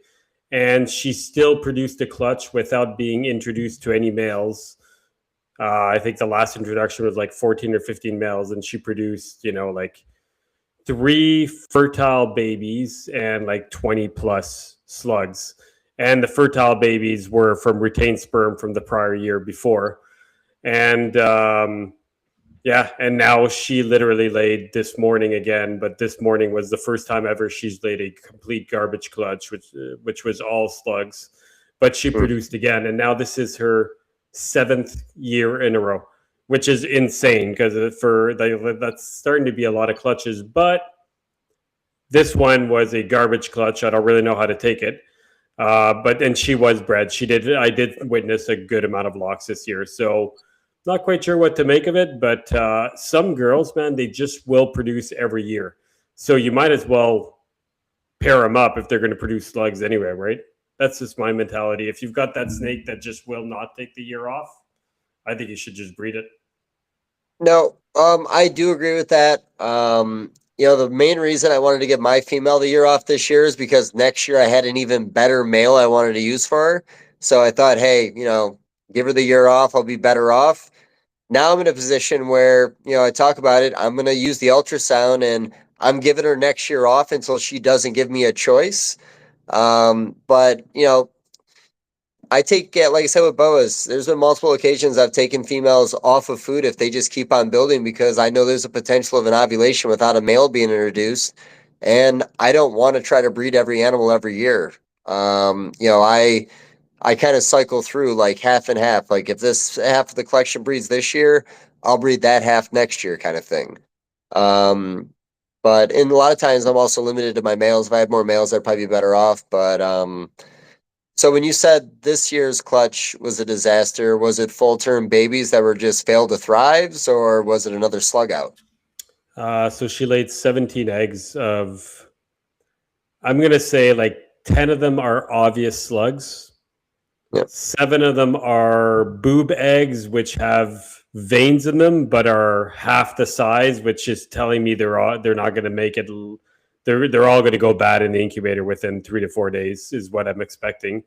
And there's maybe 1 or 2 that are too small to be an egg, but that still look like an egg. You know what I mean? And they're not yellow when you put a flashlight to it, but they're also not bright red. You know what I mean? So my assumption, I put about 6 or 7 eggs in the incubator. My assumption is the full clutch is all slugs. Well, that's a bummer. Jeff Galewood did a short video where he showed a hognose egg that was like yellow, but there was like the teeniest little vein. And he put it in the incubator and checked on it. And I want to say it was a few weeks later, he did another one. You could actually see more veins developing. So there's sometimes I'll put those yellow ones in there just in case, even if I just see the slightest little vein.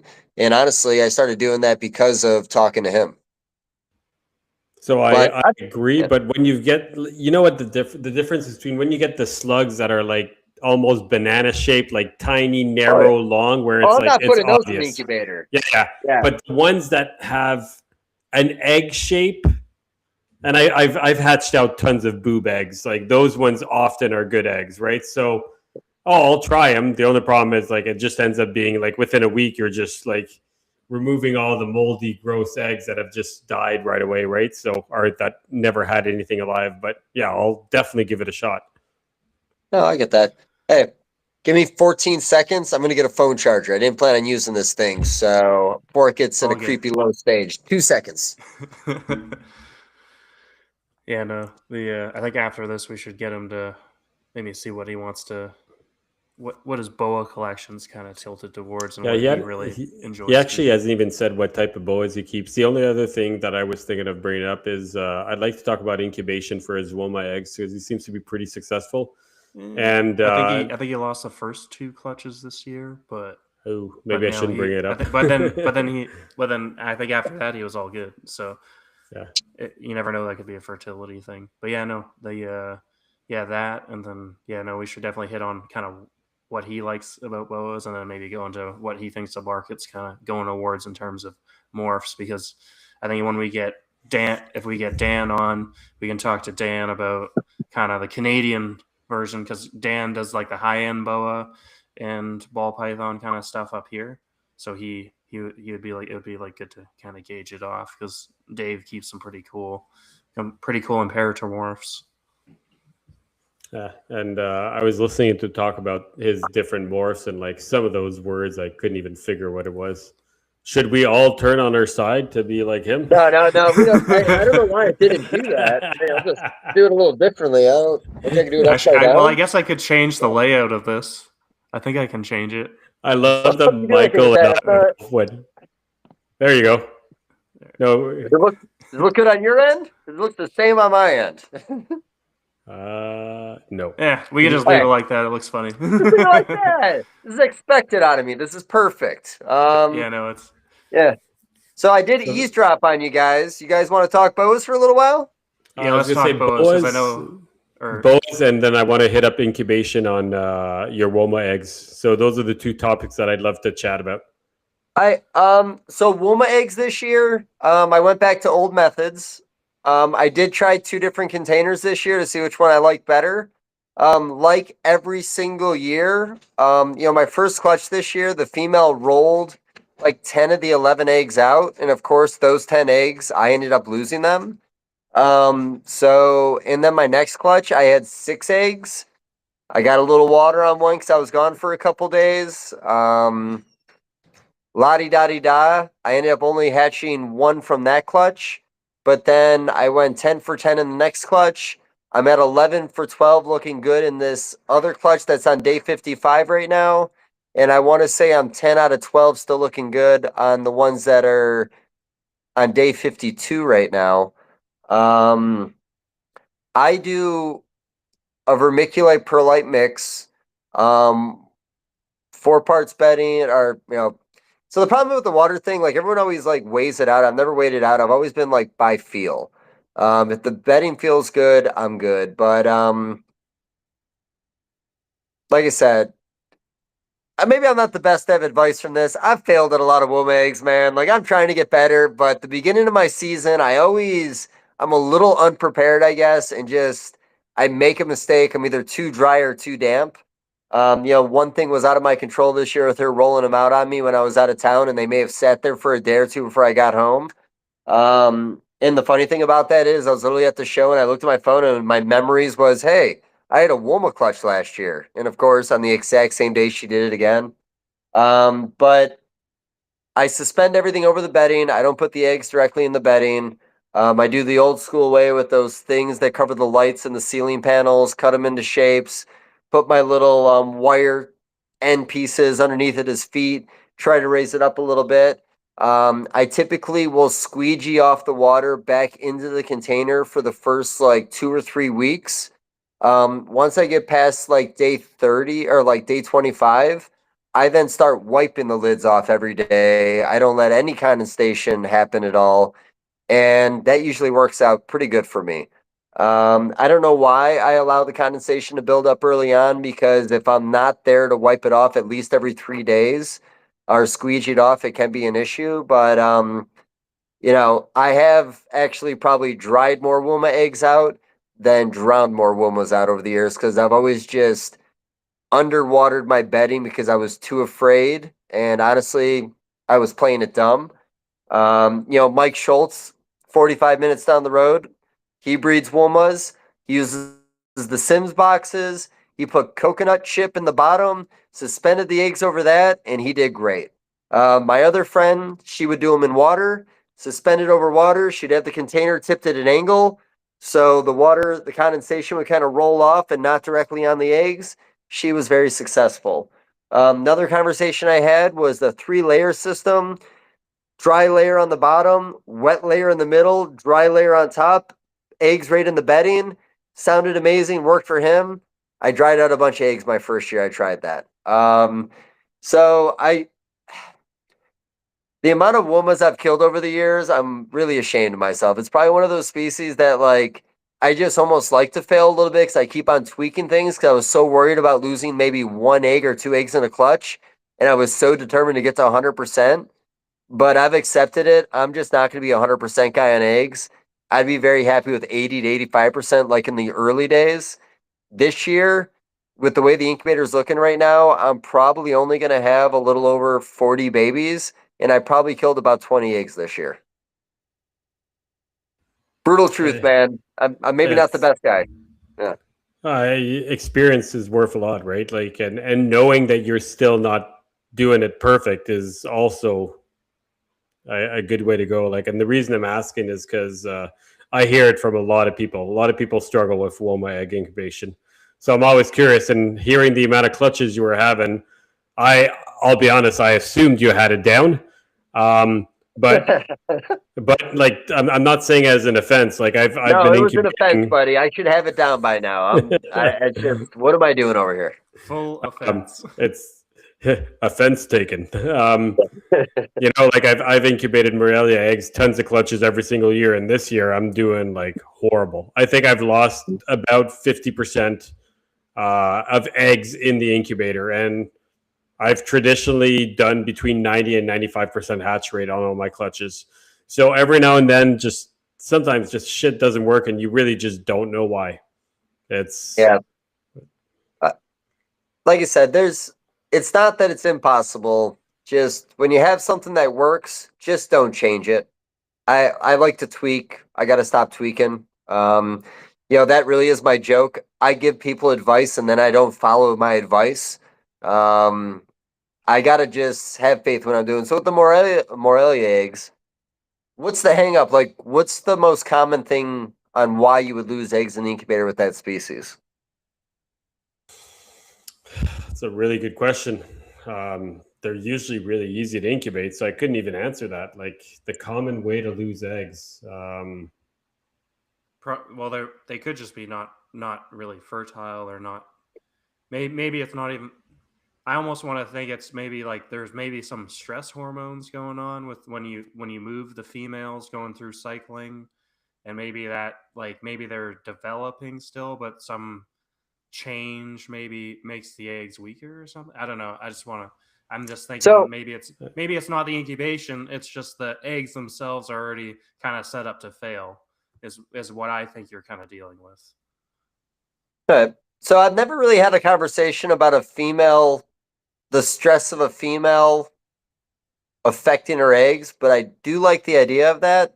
Tell me more about what you mean, like where you think that would affect. So just to put the context around it is that I moved and changed houses and all within breeding time. So Yeah. somewhat like where you would just start being locking up. So they would be building follicles around that time. So the idea is I'd like to think that the move didn't affect them, but it probably did, right? Yeah.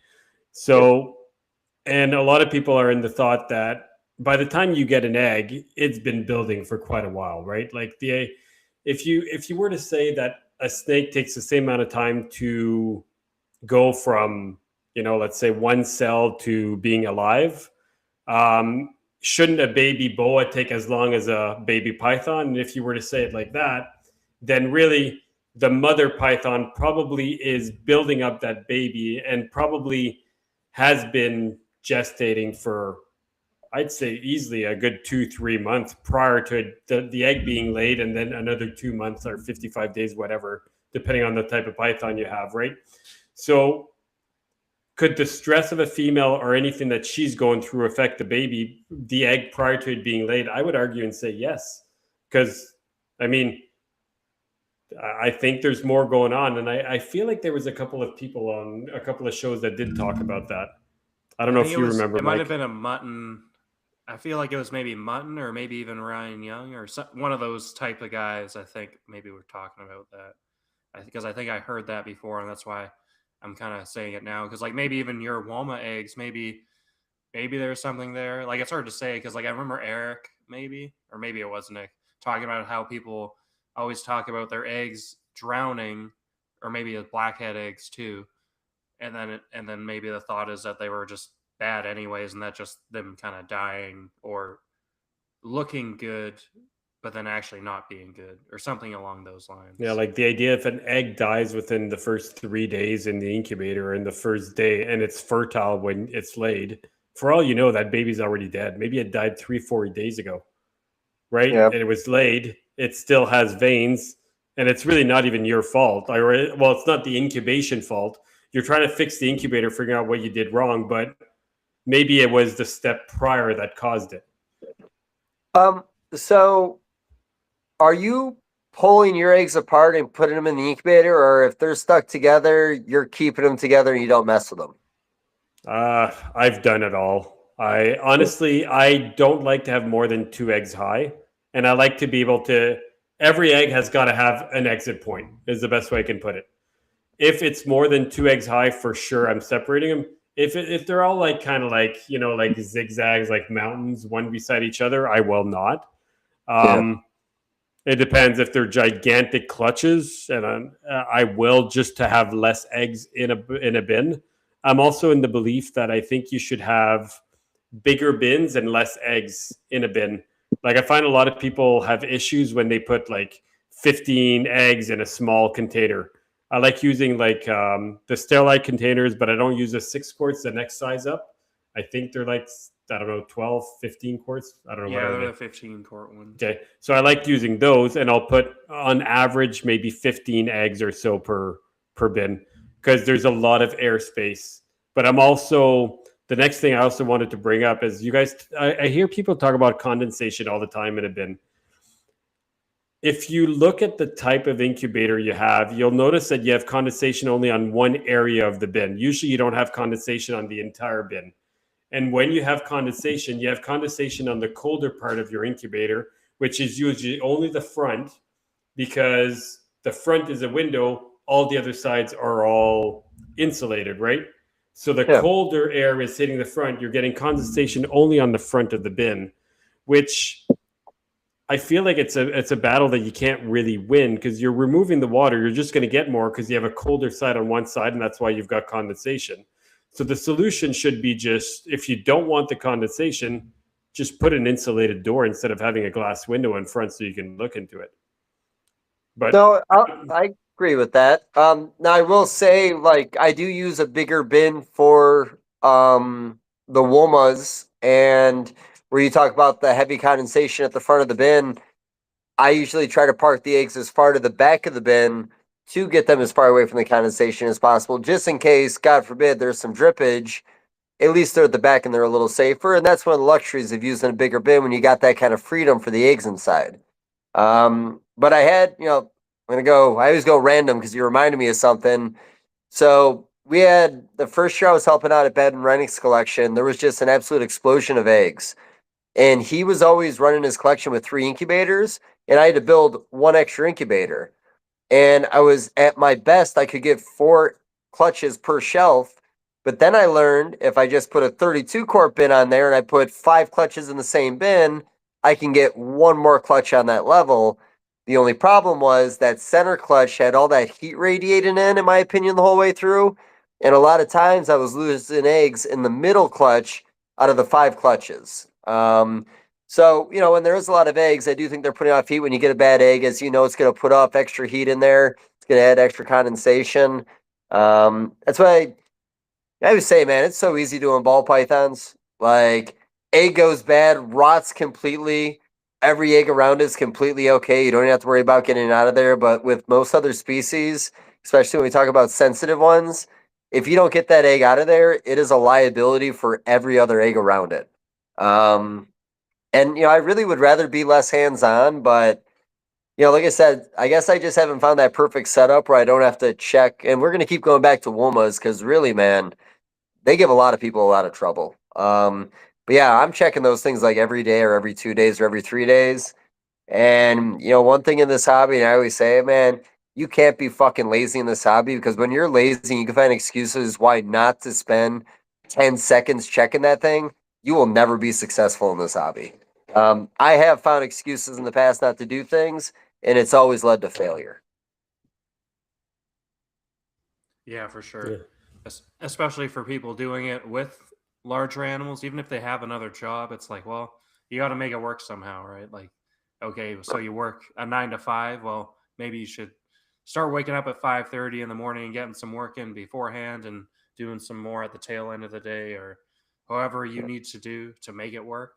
Because the animals there are, well, you're their sole source of kind of taking care of them, even for the guys that do it as a side hobby or a side business, right? There, it's not their full time, but they still need a. If you want to be successful, you still got to put in the work, right? No, 100%. And that's really the realization when you're gonna have a collection. Like, can you keep up with the job? And if you can't keep up with the job, you're gonna have to downsize or you're gonna have to find help. So we're gonna produce a ton of babies this year, and it's all gonna happen at the exact same time.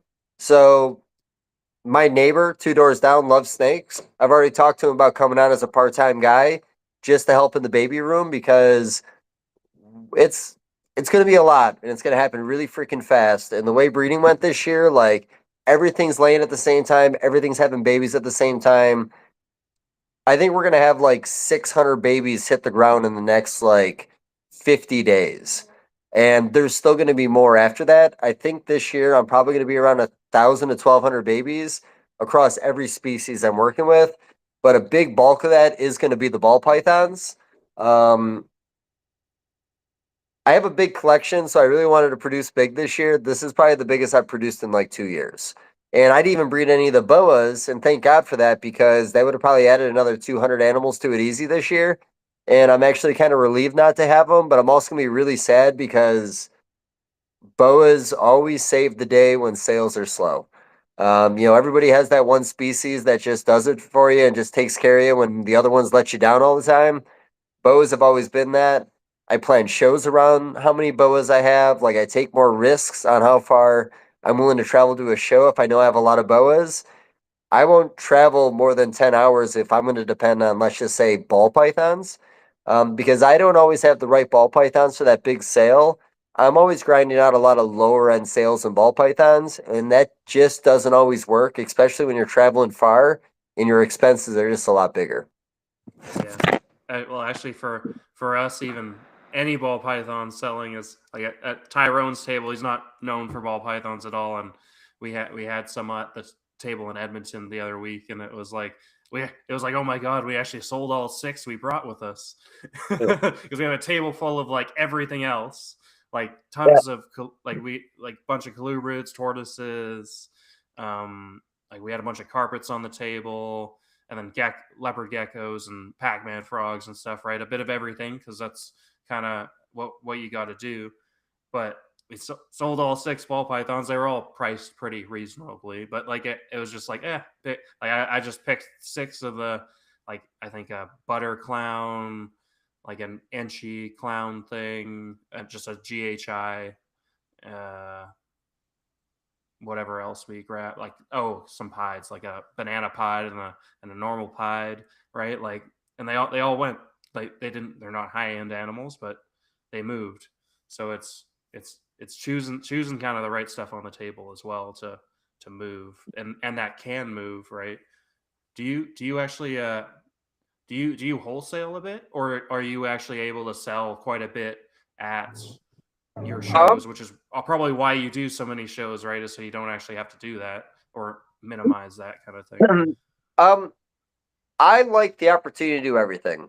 Um, you know, Going into this year, I guess one thing that I said kind of going into this year was, going back to the COVID year, a lot of people didn't breed out of fear that the market was going to shatter. But it ended up being the best times this hobby has ever seen as long as I've been in the hobby. And some people that just stayed on course really benefited, where other people that maybe did not. So no matter what's going on in the economy, no matter what's going on in the market, I would rather overproduce and be prepared for a good or a bad market. If it's a good market, I will sell as many at retail as possible. If it's a bad market, at least I have enough freedom in animals and having quantity in animals where I can wholesale and still be okay. I'm going to treat the market the same every year, but I'm just going to have to sell my animals accordingly to wherever the market's telling me once I have them. Yeah, fair. Yeah, for sure. Because Yeah. I think later in this year, I'm hoping to try to breed Pac-Man frogs, just as a little bit of, well, see if I want to see how that goes, producing a couple thousand frogs. But at least I have some connections that we could probably wholesale them to the wholesalers, kind of thing, and then that saves them from having to import from Indonesia, since nobody's really breeding them here right now. So So I've got a question about Pac-Mans, and then I got advice about Pac-Mans. Question about Pac-Mans. So I remember the Japanese guys telling me about breeding back in the day, and you have to put the male in the water at the right time with the female, and then hit the water with a hormone so they start squirting eggs and semen out, and it's just going to do its thing? Or is that not how we're doing it anymore? Was that like the wrong way? I'm pretty sure the guy I got them from, who bred them, actually, he's worked at a couple aquariums. He now works at the Calgary Zoo. He bred actually a bunch. He bred mutants and stuff a few years ago, and then he kind of settled it back as his kids are getting a bit older now, and that. But from what I can tell, you just have to, like, kind of cycle them. So you feed them up, and then you dry them out for 2-3 months, kind of thing. You put them in that estivation stage, and then you hit them with water, and then they should go. Because the male was definitely calling when I got them, but then I think they probably needed to be fed up a little bit, and they just weren't kind of there. So, like, they'll call, they'll breed. So I'm pretty sure I should be fine. So now I'm feeding them up I'm just gonna feed them a bunch of tilapia and other stuff, feed them up, and then I'll reach out to them, make sure I dry them out, not too much, but apparently like almost like the full estivation, and then they should explosive breed. You just have to give them enough water that they Mhm. can when they breed they'll do like a bit of a dip. Was all he Okay. mentioned basically. So you just have to. So I just basically set up a 10 gallon with a light diffuser, so I can have enough room for a pump underneath and enough water to cycle, and then I just put a hose across the top with a bunch of holes in it and kind of rain chamber them like that because they Hmm. were he was locked onto the females when I first got them, but yeah, no, they just I think just as I think I needed to condition the females to actually be ready to want to breed. So well, it's probably a good thing that I'm staggering it then, so then I have the whole winter to kind of, and it's probably a better shipping time too, anyways. So we'll see. It'll be. I already have an idea of how I want to set up the rack systems because I've actually finally after a few years gotten kind of back into fish keeping a little bit. So now I got I'll do a bunch of sponge filters and a bunch of totes with water, split the babies up as much as I can, or the tadpoles when I do it, because apparently they'll still try to eat each other even as tadpoles, and Yeah. then not the end of the world if lose a few hundred of them and there's a couple thousand of them. So yeah, and then I'll yeah, so then it should be cool. I got like 1.2, like maybe I need another male, but I think if it's gonna work, it's probably gonna work. So we'll have to see. It'll be fun either way. I didn't want to get too many and like start collecting a whole bunch because it's like, am I gonna want to get out of this as soon as I do it? So I want to test it out first before I start grabbing some other morphs and that. But yeah, no, but that's something I'm getting fully expecting to wholesale like almost all of it, kind of thing. But at that volume, as long as I like being hopefully able to move them in a way like it should be fine, and I probably could still keep an extra few hundred, like kind of let it wholesale a bunch right away, and then kind of slowly kind of scatter it, and maybe in the future have other groups going, so you get like realize how much you need to supply, and then kind of stagger it. But we'll see. I don't know. I'm just kind of I'll have to figure it out, kind of thing.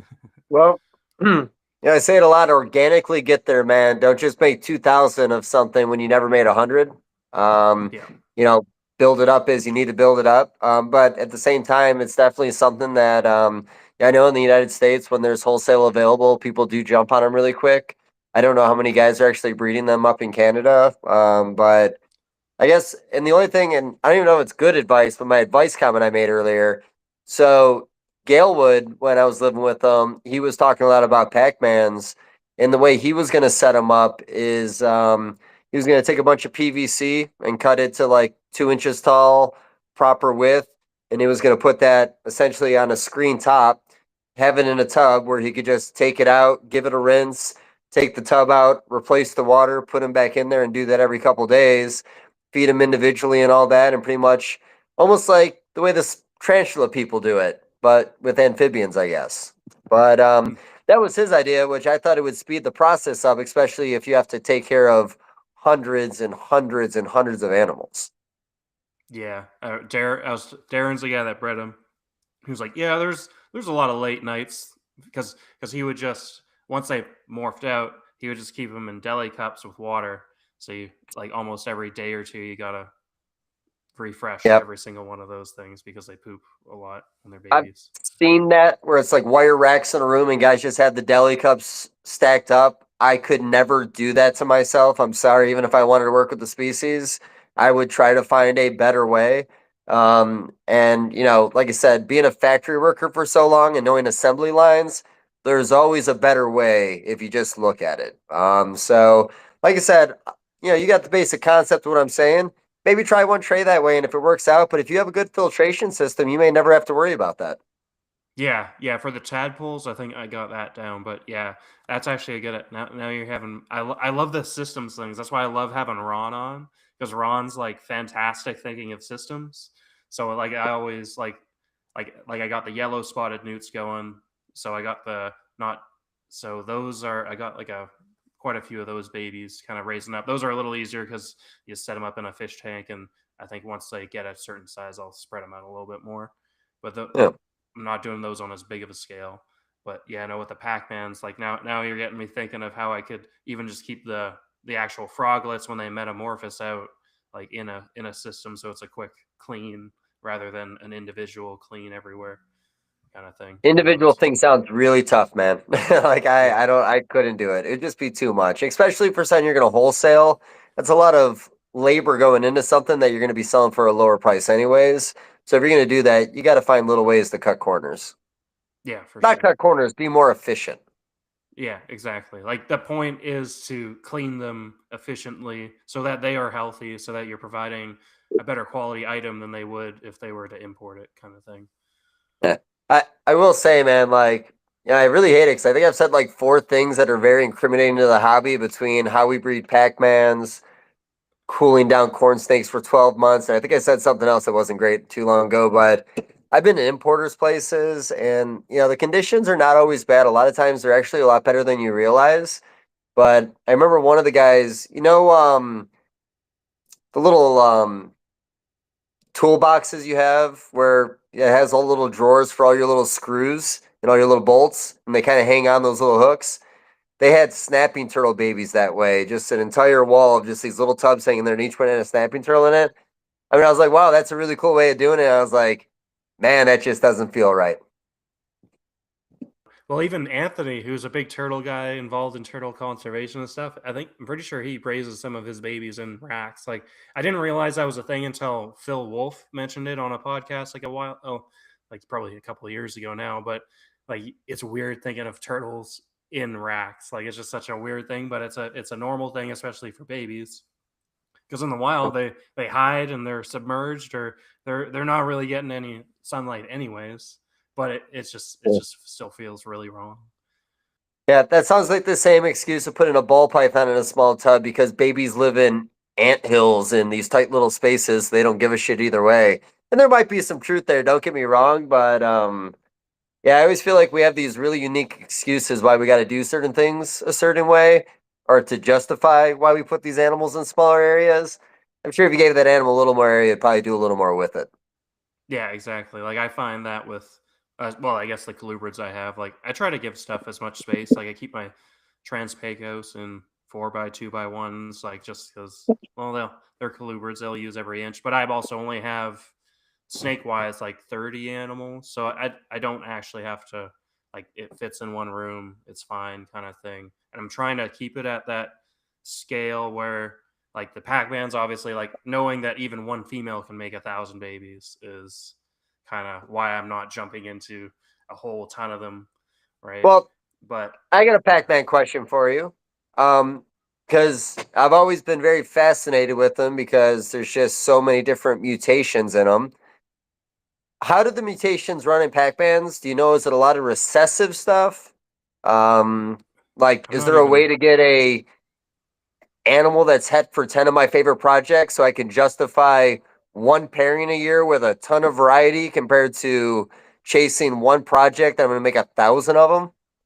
I I feel like I think some of them are probably like incomplete dominant or dominant maybe. I'm not too sure, right? Because you got the mutant stuff, which I'm not really sure how that works, but I think if you breed a mutant to a mutant, you get a whole bunch of different things and a variation. But I assume albino's recessive, but I also assume a lot of stuff is probably het albino, right? Like you gotta imagine that most of the importers are probably, or well, the farms overseas or even in the U.S., right? There's a bunch of Pac-Man breeders down there too. That a lot of they're probably like corn snakes now, where a lot of stuff is probably het for albino or het for strawberry or however. Because what is it? There's like a whole bunch of morphs now with them, right? From albino, strawberries. Uh, Talking corn snakes? no. I'm talking about Oh, okay. Pac-Mans You're now, talking but about. I don't know why I I went just corn snake for a second. There were I got retarded because strawberries. But yeah, no, I know about strawberry and that. My bad. I'm an idiot. oh, no. Well, I did He mention walked that away. like I'm it's doing kind so of like bad. He had to corn get the fuck out of snakes, here. Yeah. where like corn snakes are het for who knows what Yeah. now, right? And especially like the non locality ones. Well, I guess even Sherman line Okeetees, they albino popped out of that too. So now I'm making your brain as bad as mine. Let's get back to Pac-Mans. We're not going to talk corn snakes. That wasn't even on the agenda. Hey, corn snakes are cool too, but I yeah, love no, them. the Yeah, I'm not even sure. I need to get a Pac-Man guy on, or you should get a Pac-Man guy on so I can just I, listen to I have talked it. about getting a Pac-Man guy on, and I have stalked a few Pac-Man guys over the years. I had no idea that we were talking 1,000 babies per female. That's just outrageous. You I was can let wholesale the for tadpoles eat each tadpoles. other a little bit. Can you wholesale tadpoles in that industry? Like, is it I don't a like I haven't seen anybody do it. I think I would just hold on until, because it sounds like you basically raise them on, like, you just get frozen bloodworms and other protein. Honestly, my friend suggested maybe I just mince up a bunch of like fish, like get fillets of fish and just mince it up kind of thing, yeah? and that might be another idea to feed them instead of just getting an excessive amount of bloodworms. Even though I No, already for buy sure. it for the newts and stuff, but yeah, no, that like it's that, and then yeah, it'd be like, yeah, no, I probably need to get a Pac-Man guy on because I don't even fully understand the morphs because I assume it's kind of jumbled up a little bit in terms of that. But I think there's some. I think there is some sort of pied, or maybe I'm thinking of one of those like albino. Oh yeah, the like egg yolk things where I feel like there was a white one. Like Ty got it, but then it didn't do too well. It was like a white albino thing that did not do too well because it probably had too many morphs in it. But I'll have to do some stalking and some images on my phone. I know I've taken some screenshots of a couple guys that just had very unique collections, and it looks like there's God knows how many mutations with them, like you're saying. I want to say there's got to be at least 10 or 20. And like you said, there's those like translucent ones you can kind of see the organs inside. There's about every color you can imagine I've seen, but a lot of that stuff I know is in the Asian market. I don't even know how many real breeders there are in North America right now. yeah, like Darren had the mutants and stuff, and I think he sold off some of those adults and obviously all the babies he made with them. But I got a weird normal looking female. I think the male is like a camo or something like that, and then albino strawberry female. So like just basic, like pet trade kind of. We'll see what pops out. Like you never know. Maybe some other funky stuff pops out of there too. But they'll But live a long time too. Like these animals are, I think they're 5 to 9 years old, and they're pretty healthy looking. They're good size, doing fantastic. So they're another animal that people probably don't realize. Like I'm guessing they could probably live like 15 to 20 years, like everything else, right? As long as you take care of them right. I would like to think so. Amphibian anything is always going to be a little more difficult. A lot of room for air in those, but no, I actually don't even know what the lifespan could be on that species. Yeah, like I'm sure a lot of people I'm sure a lot of them kind of pre meet their demise kind of thing. But yeah, no, they're kind of neat, and they're like they're a great pet that they're like a sandboa in terms of, well, if you're afraid of them, well, you're not gonna see them all the time. You'll just see their little head poking out. If you're just keeping it as a pet, they're pretty straightforward to keep kind of thing. So yeah, Well, they're not yeah. what what do they sell for? Like, what is an actual true retail on a strawberry albino? Strawberries. I think we had them on the table for I think albino strawberry. Like I think normals to albinos and camos like probably 50 to $75 maybe, but like in that range for retail, for babies, right? Kind of thing. And then as you get like blues will be more like 90 or 100, and then you get the mutants and stuff being 150, then you get into the morphs that are a few $100 kind of thing. So Okay. not huge retail, but volume wise, even at wholesale, like it probably wouldn't be too bad. Well, I mean, if you're getting $90 a piece on 1,000, that's $90,000. So I'm kind of breaking it down in my head that if I was going to work with that species, how would I want to manage it? Because I know I'm going to get 1,000 babies per. Could I sell 500 tadpoles for $5 a piece if they're potentially going to be worth 50 to the right guy? Maybe take that and then maybe do some with the other 500. But because, like I said, I think it'd be tough just to want to work with one project. I feel like you'd want to work with stuff. And man, even if you sold every tadpole for $5 a piece, that's a $5,000 profit on a pair of frogs. So I don't know, Exactly. man. Or I was even thinking like, I don't know, 10, $15 wholesale a frog or something like that. Who knows? I'm not sure. Haven't made them yet, so I guess we'll see. No, of course. Guess we'll see how But that works out. yeah, But well, yeah, no, like a lot of wiggle room there, man. You'll have a lot of babies to think about. Yeah, definitely a lot of wiggle room there. I Yeah, was wondering the if they make 1,000 babies though, like mutations is an odds game, right? So out of 1,000 babies, even if you bred two normals, I feel like there's got to be some mistake in replication. You got to be able to pop out some weird things almost every other clutch. You know what I mean? Like you like just the numbers are there. The numbers producing that many, you're gonna have some weird animals pop out of there. That's all I was thinking about. I mean, like within 2 or 3 generations, you could have the wildest thing, in my opinion. But again, I don't breed Pac-Man frogs, but I feel like the statistics are there. oh You yeah, would for think, sure. well, in the Morelia community, how many mutations popped up in a collection over animals that were collected out of the wild? A couple, Couple.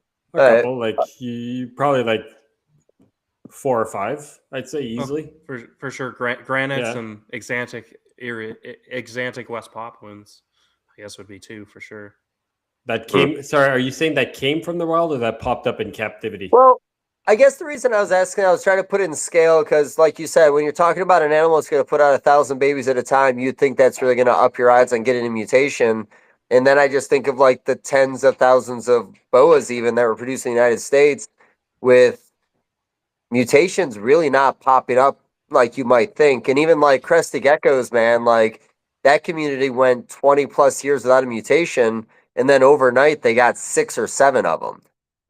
But that was, in my opinion, just from so much inbreeding over the years. Hets were kind of flown around. Eventually, they started connecting. But yeah, I don't know if just because you can make 1,000 babies, if that's really up in your odds, because it's still the same basic pair of breeding of normals, I guess. Yeah, well, I guess if there was something, it'd be easier to kind of visually see it. But it's yeah, I don't know. We'll I guess see. I'm thinking like, let's say you want to create a paradox or a chimera where it's purely like, let's say it happens once in 1,000 babies, right? Yeah. Like, I look at all the freaking babies that I've produced. If I've produced 1,000 carpet pythons in my entire life, I produced one chimera. You know what I mean? Like, and it was just a purely statistically, eventually I'll have to pop one out. I produced one baby with 2 heads, right? Totally like, and again, not a lot of people produce a snake with 2 heads, right? It's just, but if you produce enough babies, eventually you'll see all the weird ass things. I just feel, but I get what you mean. Like as a new mutation, if the genes aren't there, is it possible? But like every single baby that is produced is going to have broken genes and is going to be slightly different than the other ones and is going to have mistakes in its replication. So could some of those mistakes cause a mutation? I don't know. I don't know if that actually is possible, but you got 1,000, man. There's just the odds of something going wrong in a couple of them is there. Or No, maybe those are the ones Yeah. that die. I will agree That with that. too. There's always that opportunity as well. Oh look, I have one with 4 eyeballs. Look at this thing. Well, Or the so extra I legs. so how about this breeding? Okay, so after I produced twins for skinks, like I said, that one female gave me 3 sets. And in all the years I've bred her, I only got 1 set. This is gonna be a long build up to a conversation we're gonna have, by the way. So I showed it to Nick Mutton, and Nick said, "Hey, hold back a pair. You will have a higher chance of producing twins from these in the future." Logical, yes. Last week on Facebook, you probably saw we brought it up last week in the podcast. Was it Don Soderberg produced a eyeless corn snake that ended up being, I believe, maybe passed on recessively, that he was able to breed an eyeless, then back and boom, he made them. Not because he wanted to do that. I think it was more to prove it was possible. Do you think with like something like two-headed snakes or any of that other stuff, you think that's maybe a genetic mutation that could be reproduced if you're able to get that first one to breed and then baby's back? Would it be a higher percentage, or is it just, I know it's twins, don't make it all the way across apart and they stay fused and that's why it happened, but I don't know. Could could you make a two-headed snake genetically and reproduce? I don't think anybody's tried, so I guess theoretically, like I guess Warren would be the best one to answer that question, Warren. Hopefully, you're watching. Yeah. we He had, watches a we had, lot because he corrects me afterwards because I say a lot oh of yeah, dumb things and he likes to let me know. yeah. We had Warren on back in October, maybe. Yeah, no, he was fantastic. We barely talked about boas. We need to have him Yeah. on. I feel like that. Like I'm sure you get it with every guest where you're like, "Damn, we didn't even hit on anything that we were gonna hit on." Um, well, I'll be honest. I'm really bad at this whole thing because I don't ever pre-plan questions when I have people on, and then when I have like Bushfeld on and we talk about penises for 3 hours, not because he Yeah. wanted to, because I forced him to. That's not preparing going into an episode.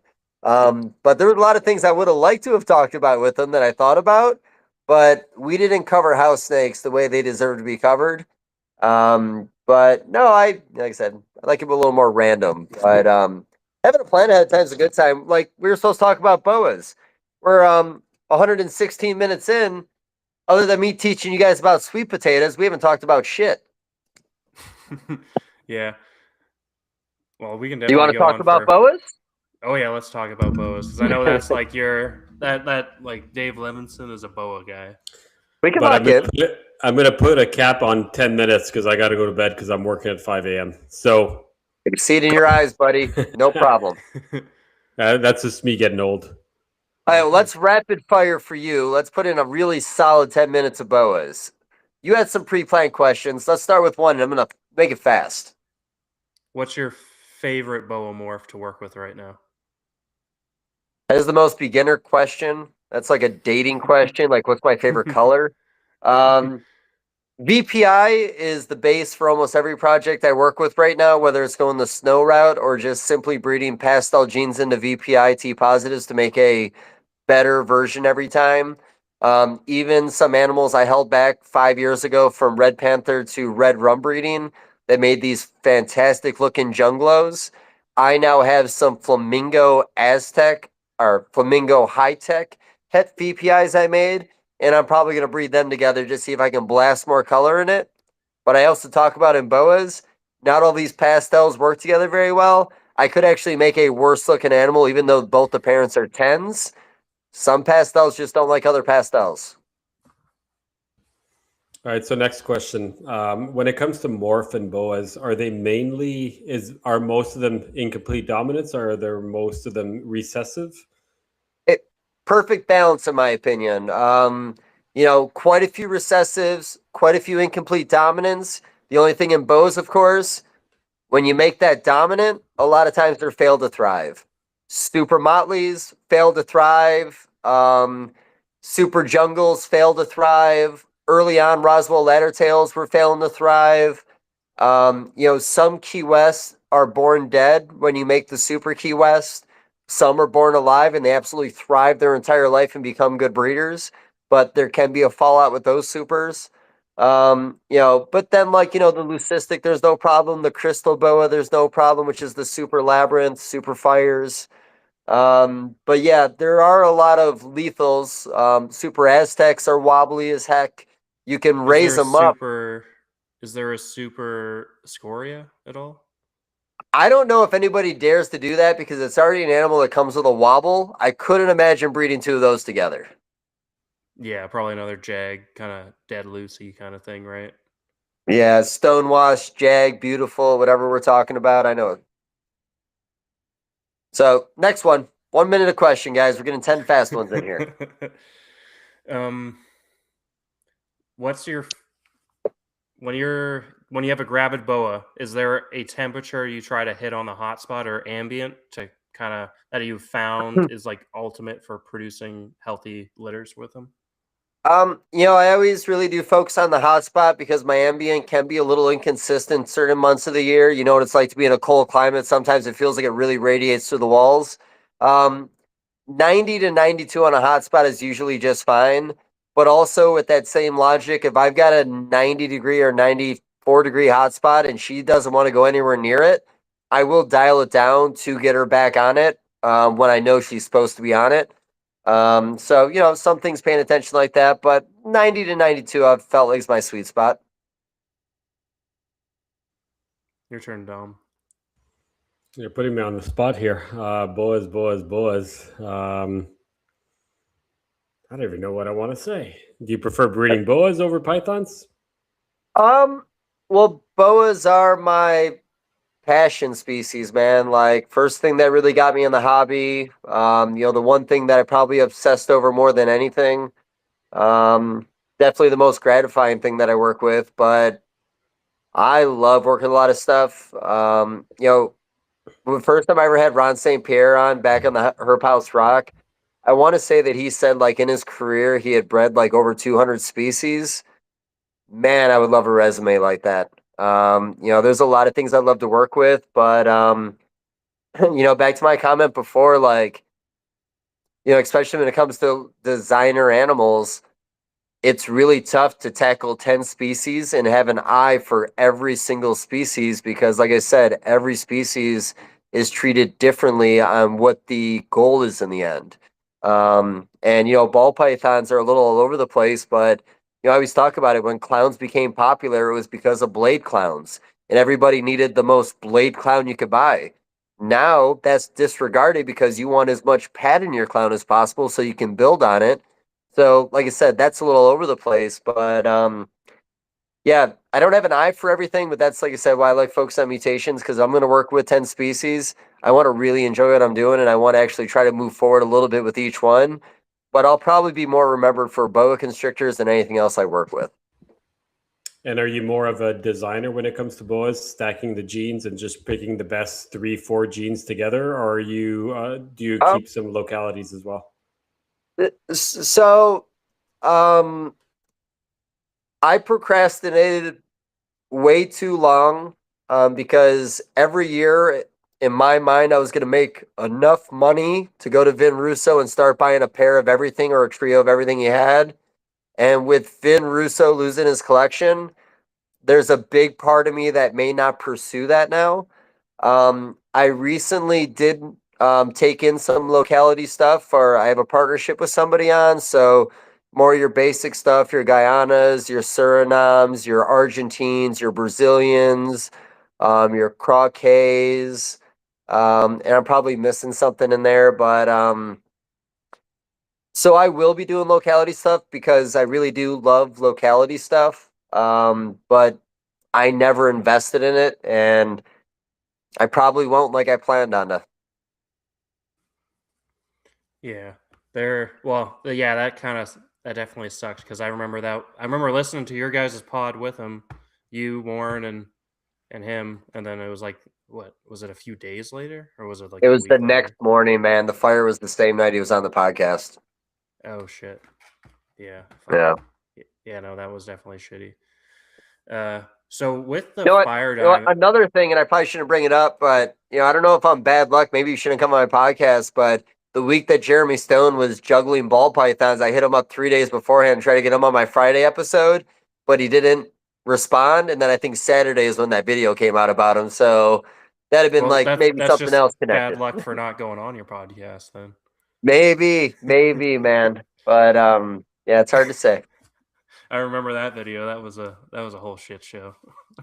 Yeah, that was a wild one because, again, like he's just one of those guys that, here's the thing, he did amazing work and still does work in the hobby. It's just not understanding like how things change. Where maybe something like that 10 years ago, 15 years ago actually may have flown in the hobby, maybe would have been laughed at a little more. The hobby is not in the same place it used to be in. Um, kind of like how people say you can never make Tropical Thunder 2. There was a time for that. You're never going to be able to do that ever again. Still a great movie. Great movie. Amazing movie. I might watch Yeah. it tonight. It's such a good movie. Oh yeah, for All sure. right. With the Um, fire diamonds. Wait. Oh, Yeah. Do you see let's fire give this one to diamond? him. Okay, go. do, you, do you see fire diamond as like a dead project, or in terms of like not like it's a white snake with some black freckling? Like, do you see it like anything being able to be done with it to enhance it, or is it just good how it is? Uh, A nice looking snake. So, to date, the only thing that I've seen to enhance it that hasn't been as simple as a color change when putting albino into it is the ones that Del Bono shows off with Da Vinci boas, where he's got the leucistics that have IMG in it, and now the entire face is turning black and freckling out, and you're getting a little more freckles on the body. Um, if there was a way to increase the freckling, that could be something. But like, I think the whole point of that is just to make a beautiful white snake, kind of like with Hognose, a beautiful white snake. You know, you don't always need something more than that. So I think that project is kind of exactly what it is. You know, same argument like the Sterling project. It was kind of tough with that one because it's a patternless project. So you're like, what can you do? I can manipulate the color, but there's nothing else I can ever do. And now people are breeding IMG into it and they have other projects they're pursuing. But, in a sense, you're working with a blank canvas and there's not a lot you can do with it other than changing the color. Yeah, for sure. It almost seems like boas kind of like they had like their main morphs for the longest time, where it's just like, oh well, we got snows, we got moonglows, and we got albinos, and maybe some motleys and the Aztecs and stuff, and bloods obviously, and the anathrestics. Okay, there's quite a few, but it's like that last 10, 15 years, I guess, when the IMGs and the labyrinths and kind of that stuff kind of hit the market, and I feel like IMGs really kind of enhanced the whole boa market itself, like because IMG VPI anneries, like those things look phenomenal. Even just IMG anneries and IMG motleys, like it's a black snake, like it looks fantastic. Like you only really have to do that, and they'll probably sell all day long. Melanistic skinks, Eastern indigos, like people like a jet black animal. Black milks. I love my black milks. Yeah, that's another project I always wanted to work with, but I didn't buy them when they were cheap, and I don't want to buy them when they're expensive. So I'm either gonna have to wait for the right deal, or I may never have those things now. But no, yeah, there is, and the IMG too. Like when I talk to anybody who's thinking about working with boas, I always say just make sure to have IMG on one side of your pairings every chance you get. IMGs are great for the pet market when you're making like a motley IMG that's going to turn black really, really fast. People love to see that color change. And when I have IMGs on my table and there's people coming by and talking to them, every single time I will pull up a picture of an adult where you just have an absolute beautiful rainbow iridescence kind of going over it, just like super shiny, super awesome. People obsess over that. And like I said, when Tony Antonucci started making like the IMG Aztec Jungle VPIs, still to that day, that's like one of the more iconic animals that is always going to stand out for me. And it then made people want to put more IMG into their VPI projects. So IMG is the best. Keep it on a T negatives. No offense to guys in it. It's cool, but like, black pigment usually turns white. And when you're doing T negatives, the IMG, in my opinion, is not always helping. I know in some cases there is some pastels that show through and they're kind of unique and sun glows. But I find a albino IMG a very, very hard sell when it comes to T negative. Yeah, because it comes with an added price tag for. I guess I haven't really seen myself what like adult albino IMGs look like, but like the baby's like a little nicer, almost like sunglow-ish, but not. But they do kind of dull out. I haven't seen a ton, but I have seen like one litter at a local show of kind of them, and it was nothing super special. Like they look kind of cool, but yeah, no, I kind of get what you mean there. Hard selling point. It used to be you put two things together, and based on the price of those genes, you could have a crazy price on an animal. But, now it's, these animals have to look good to get that price point. There's too much variety in this hobby across every species to be overcharging on something when it made a really bad looking animal. So sometimes you got to price accordingly. And I hate to say it, I think back in the day, there were T negative albino IMGs that the whole litter would sell when it came to the non albinos. I'd sit on the albinos so long, I'd have to drop it down to an IMG price, or in some cases, even a little lower. To jump to ball pythons, like, when the spider monsoon was made, that might have been a $10,000 animal, but people only wanted to pay $5,000 for it. When I made spider sunsets when they were $5,000, people only wanted to give me $2,500 for it. Because in their eyes, half their litter would be worth less, half their clutch would be worth less money. So why would I pay full price for this? because certain genes can drag down a project. And, again, I'm not shitting on T negative IMGs, but, when you put it on the table surrounded by all these other amazing boa combos, it's not very appealing to the eye until you either have a lot of pastel in there or you're doing sun glows. But even then, I find they sometimes grow out of their beauty over time. Yeah, there's definitely genes that bring down value of certain animals. 100% agree. So my question was, when I look at boas, and I kind of see them as ball pythons in the fact that if I wanted to get into them, no, I didn't actually mean that as an insult. I actually like the look of boas and all that. Ball pythons, the shows and the amount of them have kind of killed my love for them.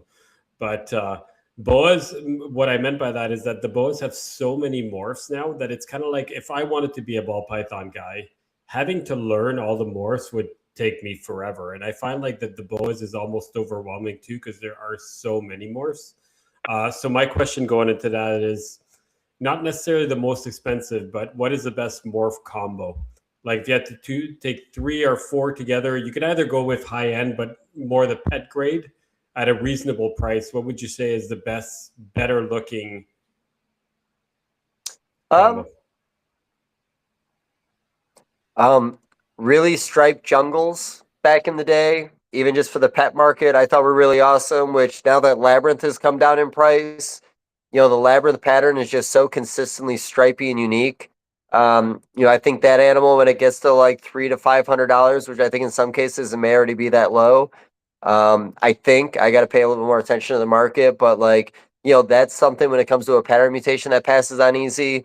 IMGs, I think I've seen IMGs anywhere from $400 to $800, where that does sound like an expensive pet. In this current market, I don't think that's expensive because I sold them for $1,000 for years to the pet market. So IMG for sure.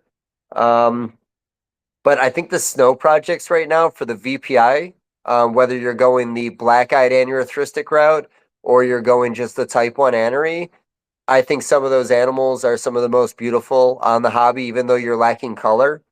Um, Shout out Low Key Boas. I'm sure he's popped up on your algorithm, even though you might not want him there. Like his videos are awesome. His animals are beautiful.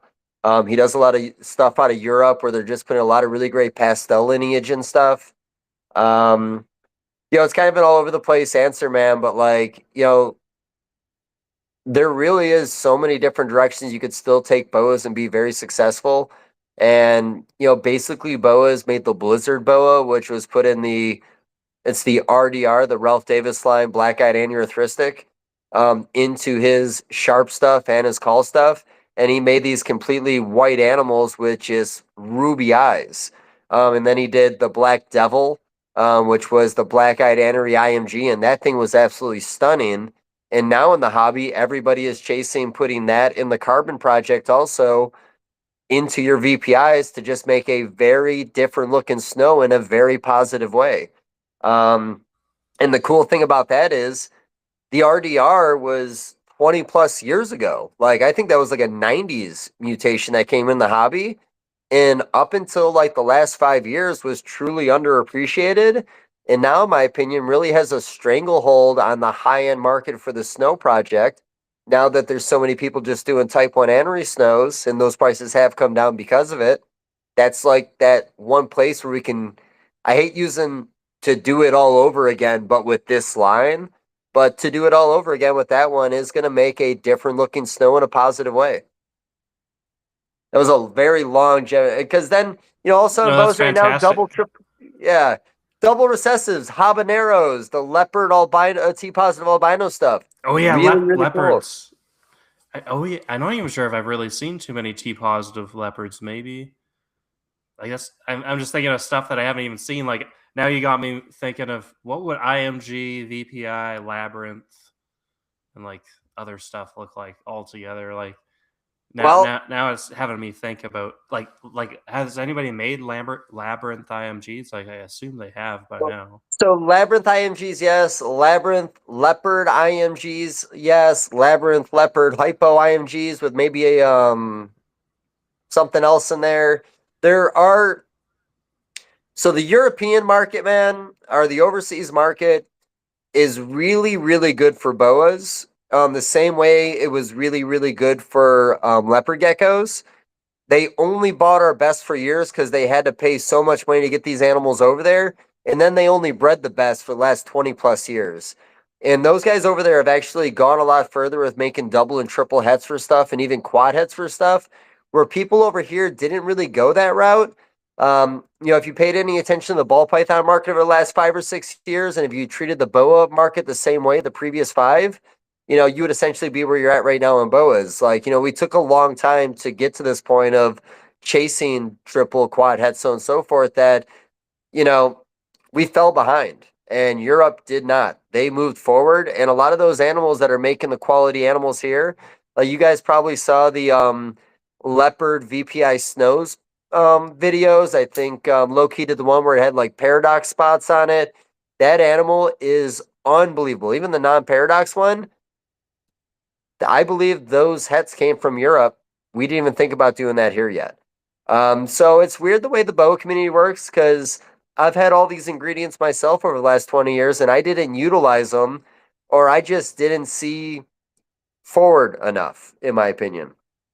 I was always trying to refine what I was doing and make a better looking pastel boa and then an even better looking pastel and just kind of make it more color. And I was really driven that way. I wish I would have made more double and triple head stuff because I've always been able to. I never thought about it. And then by the time I could have, everybody else is doing it. I'm probably just going to buy some animals from somebody else. Yeah, for sure. Dom, do you want to go to bed and me and Dave keep going? I was going to actually offer that to you guys. If you guys want to keep chatting, man, keep going. If you want to go for another hour, I will let you guys chat, but I got to work in a few hours. No. Dave, I'm going to say a huge thank you for coming on and chatting it up. I'll let you chat it up with Mike and you guys can close that out in a little bit. But, well, hopefully we'll do it Sounds again good. sometime, guys. I love follow-up episodes, so don't forget about for me. sure. Oh yeah, no, Dave, we can keep talking. Oh, I know we're going to keep going. That was more towards him, but no, we're Oh yeah, for sure. Yeah, no, we definitely need you on. Or you could even have Dom on to talk Canadian Morelia too. That'd be cool. I would just love to hear it. I don't know if this is a good or sore subject, but when Star Python came to the United States, like I went to all the first shows with them, went to Pomona with them because my buddy Josh was helping out. And man, we talked a lot of carpets for about a year and a half there. But never worked with the species, but I've always appreciated them. Oh yeah, Sounds good. That's how he got his diamonds. They are from there. Cool. Well, one of them. All right. Have a good night, gents. Have a good one. Yeah, no, the boa stuff. Oh, William's in the house. Oh, William just shows up just in time. All right, we are talking Philippek, right? Yeah, I just popped him up on the screen there. Yeah, nice. Hey, buddy. Send him a link and tell him to jump in and talk for a little bit, man. I love talking to Will. That's a lot of work, but I'm just saying, maybe next time. Yeah, no, we definitely need to do another episode. I remember the first 20 or 30 minutes we talked about African rock pythons. I like that. Oh yeah. I tell William all the time, and I finally got a chance to go see his facility that he bought or built on his property. Amazing. It's really nice when you've been in the hobby for a while and you see how everybody else does it. And like I said, everybody stepped up their game over the last 5 years. I think all of us looking at Quebecca's facility over like the last decade has made us all say we can be better and do better. And even like, Robin Macklin went over to Bob Vu's house, and when he got done looking, he's like, that was the most immaculate collection I've ever seen. So clean. Everything's perfect. When you go into his place, everything's white. Everything that could be overhead to be like the hoses, everything's awesome. And, I love his collection. He's got everything that I want to work with someday. I'll pony up and buy some stuff eventually. Probably ring pythons first, I think. I'd really love to raise up some ring pythons. Oh yeah, rings are awesome. Well, actually, speaking about ring pythons, I traded Cody Joe up here for a pair because I bred Kentucky pines, so I traded him a pair of Kentuckys plus some cash for rings. Kept them for 5, 6 months. Like I enjoyed keeping them, but now that I've moved and I kind of gotta keep what's gonna make sense. So Dom's been kind of wanting ring pythons, so I traded him ring pythons for some gelatin jungles, and I'm gonna get some other stuff later in the year once they kind of hatch out. So That's tight. yeah, no, but yeah, no, the rings are cool. Like they're fun, but they're a colubrid basically. Like in terms of their whole metabolism and how they act, like it's like keeping a king snake almost. Interesting. Is the best way I could describe them. Actually, Lisa had a good analogy of they're almost like they're imitating like Bungaras, right? Like the crates is almost how they're imitating in terms of just how they're kind of twitchy and then they kind Yeah. of ass up and stuff. They're fun. I would definitely keep them again. Like they're cool. Yeah. I think even Don Patterson has made some very unique Baron pattern ones in the past. Oh, that was Cody Joe out of that Was clutch. So one of those babies, he like a patternless, completely patternless. Well, it's almost like a mixed pattern, right? Like it's not actually bright orange. It was like it was like the black and orange kind of molded, and that baby is apparently doing pretty good, I think. So he's raising that guy interesting. up. Yeah, no, So is that going to they're look extra ship brown as an adult? Now that there's no probably. contrast to black. Yeah. I would assume so, Yeah. but it's still Yeah. kind of neat. No, hey, I'm all about it, man. Hey, I say it all the time. We sell babies for a living. Doesn't always matter. The adults look good. Yeah, and they are ring pythons, and they do look good as babies, right? So yeah, So hot, man. So hot. Yeah. When yeah. I own ring pythons, I will edit the images when it gets bigger for the sake of the community. I'll make them look orange their whole life. Oh yeah, creamsicle orange and black. Yeah. You gotta do that, William. Yeah, step it up, man. Step it up. But yeah, back to William stuff. Like you said, really good variety in animals. He's done it the right way. He's bought from the right people. I'm actually a little jealous of how he obsesses over the hobby because it reminds me of me like in my 20s and 30s, the way I obsessed, taking in all the information I can, watching every video I could possibly watch. I don't hit it like I used to, man. And maybe it's because I'm having these conversations every week, but like, every Wednesday watch snake bites, every morning checking any videos that Ralph Davis posted. Like, and back then there was a lot less content, of course. Now, like, holy fuck, there's a lot of content in this industry between podcasts and just videos. But yeah, William hits it all, man. William knows what's going on in every podcast, doesn't skip a beat. I like that. It's one reason I also enjoy having the conversation on the podcast with William because he knows what the fuck's going on when I don't know what the fuck's going on sometimes. Oh yeah, for sure. Like I like to think I do, and I used to a little better. Now, like with MJ having like 8 different shows, and then like I always keep up on the other guys, but then like sometimes like because MJ's has like I'm not I don't really listen to the ball python shows, but I'll listen to the others kind of thing. But now it's kind of hard to fit in all the podcasts that I'm not listening to podcasts all day long at work kind of thing. I used to be able to Yeah. like intake everything, but then it was like during COVID where you're able to suck everything up, and now my brain's just full. So it kind of goes in one ear and out, the other. Yep, I'm the same way, man. It's filling up, and I hate that there's so much wasted space in there, man. There's so much shit I remember that I really wish I could put something else in its place. But no, what do you want to talk about, man? Talk about anything. Why don't we talk about shows? Because I love Show. how you have that sales, like not obviously they're living things, but then a part of the show is connecting with the buyers that are going to spend their money somewhere at the show. So you might as Yep. well make that good impression on them when they're coming to your table. What are is there because I know I've heard you talk about it, so I actually try to do it too because I help Tyrone at his table or Greg if Ty doesn't need my help kind of thing. But I always try to make conversation with people, and even if they're probably just looking, try to just ask how they're doing kind of thing because you never know, it might spark somebody else around that's looking kind of thing. No. Or when you see they're zeroed in on an animal and you're like, I see you're back for that one. Well, I guess, and man, I could give you, we can go so many directions with advice, but right away advice is, feel the vibe, man. Like if you go to somebody standing in front of your table and you try to engage them and they just don't seem interested, leave that person alone. Let them do them. Everybody's different at the shows. When they're ready to engage, if there's something they want, they will engage. I always like to even if I just slide over and say, hey, if you need anything, just let me know. I'm going to be kind of going back and forth. Just open up a little, window for them to talk to you if you want, but don't scare people away from your table with your personality. I scare people away from my table sometimes, and I have an okay personality. But feel out the person. Every sale is going to be different based on the personality of the guy you're talking to or girl. Like like I said, you just got to feel the vibes, man. Don't force anything, and being honest is not like you don't have to lie to be a good salesman. You could be a very honest, good salesman. And when you're talking about selling something that's a living animal, like, I always bring up used cars, but like, we're not selling used cars. We might all have been used car salesmen once before, but we are not selling used cars.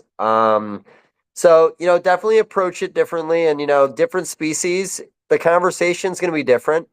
Um, the conversation you have with somebody about pets is very different than somebody who might hope to breed someday. Like a pet owner doesn't want to hear you reminisce about how that mutation started in some guy's collection 25 years ago. Like they don't need that backstory. I may make them listen to me sometimes, but they don't need to hear it. So, like I said, and it's something that I think over time, you kind of just you got to customize what works for you when it comes to talking to people. Lean into it. Like, sometimes it's better just to listen. Sometimes it's better just to let them do talking.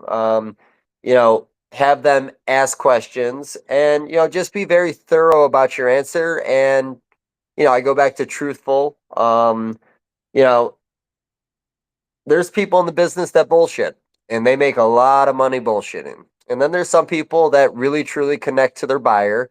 And when I sell a blue tongue skink, like I said, that's a person who's going to buy a pet that has a very diverse diet that could be set up a lot of different ways. Like, that is a very different conversation than a first time baby ball python buyer. Like I said, it's got to find out what works for you, but engage, don't be pushy. Um, give people a little bit of freedom at your table. And, sometimes if people want to talk, like I said, I'll talk sports with them. I'll talk whatever. I'm going to have a conversation that's going to keep them around a little bit longer. But again, not to the point where I'm annoying them and forcing them to stand there in that moment. Like I want them to actually want to be there in that moment. And again, sometimes shutting the fuck up is letting them be there in that moment. But, shows, man, like even like I did a little 1 day show this past weekend, 2.5 hours from my house, little town called Farmington, Missouri. Never did the show before. I get there, it's on like a basketball court, really small gymnasium, and they got a lot of people through the door. Like there was points of the show where I had 4 tables and there was not a gap for somebody to move in to look at an animal. Now, in those cases, how do you manage that? Like, how am I going to keep all these people here as long as possible without blocking people? Like, if I have 2 people that want to buy at the same time, am I going to put this animal in this person's hand while running over to that person to talk to him about a couple questions, running back to them and asking them how they feel about the animal kind of thing? Like, when you're a one-man show, especially on 4 tables, it can be very, very hard. A lot of people think I'm crazy when I do 4 tables by myself, but I find a balance. And like I said, it's putting time into people you should be putting time into, not time into other people that really don't even want your time in the first place. And, just having honest conversations. And like I said, I give advice to people as if I was giving myself advice. I want people to be successful in this industry. Fail on your own. I'm not going to make that on me. So, like I said, whether it's how to take care of your pet or how to maybe start a little breeding group to be successful, just give them a fighting chance, man. Yeah, for sure. Yeah, no, I usually try to like it's more when it's actually slow out or kind of thing, right? Like when there's a ton of people at the table and like if people aren't really buying right then I might do not necessarily everybody, but like you shoot the hey, let me know if you need anything because you never know Yeah. somebody around might be thinking it. But yeah, I usually try to gauge that. Like I'm not gonna you say that or how are you doing today? How are you guys doing today? Kind of thing, and then obviously you can see from there if they start talking to you about something, then you obviously engage from there. But yeah, Well, no, I find, but like we're lucky because we got was it Ty's there, and then his kids there, and then sometimes we even have a fourth person there. But then we sometimes have 4 or 5 sales at the same time because we got the rodent freezers behind us for the local shows. So we're doing mhm. rodents plus the animals. So then it gets a little hectic because we're opening up freezers and doing stuff. But yeah, I having 4 tables and one person, that is definitely a handful. I could think. It's different. And other tips I've given before too, like if the animals, we're gonna just say ball pythons. If I have a ball python or a ball python I believe is going to go to the pet market, I'm probably not going to put certain ones in the display case. People do not walk by a display case looking for a $60 animal.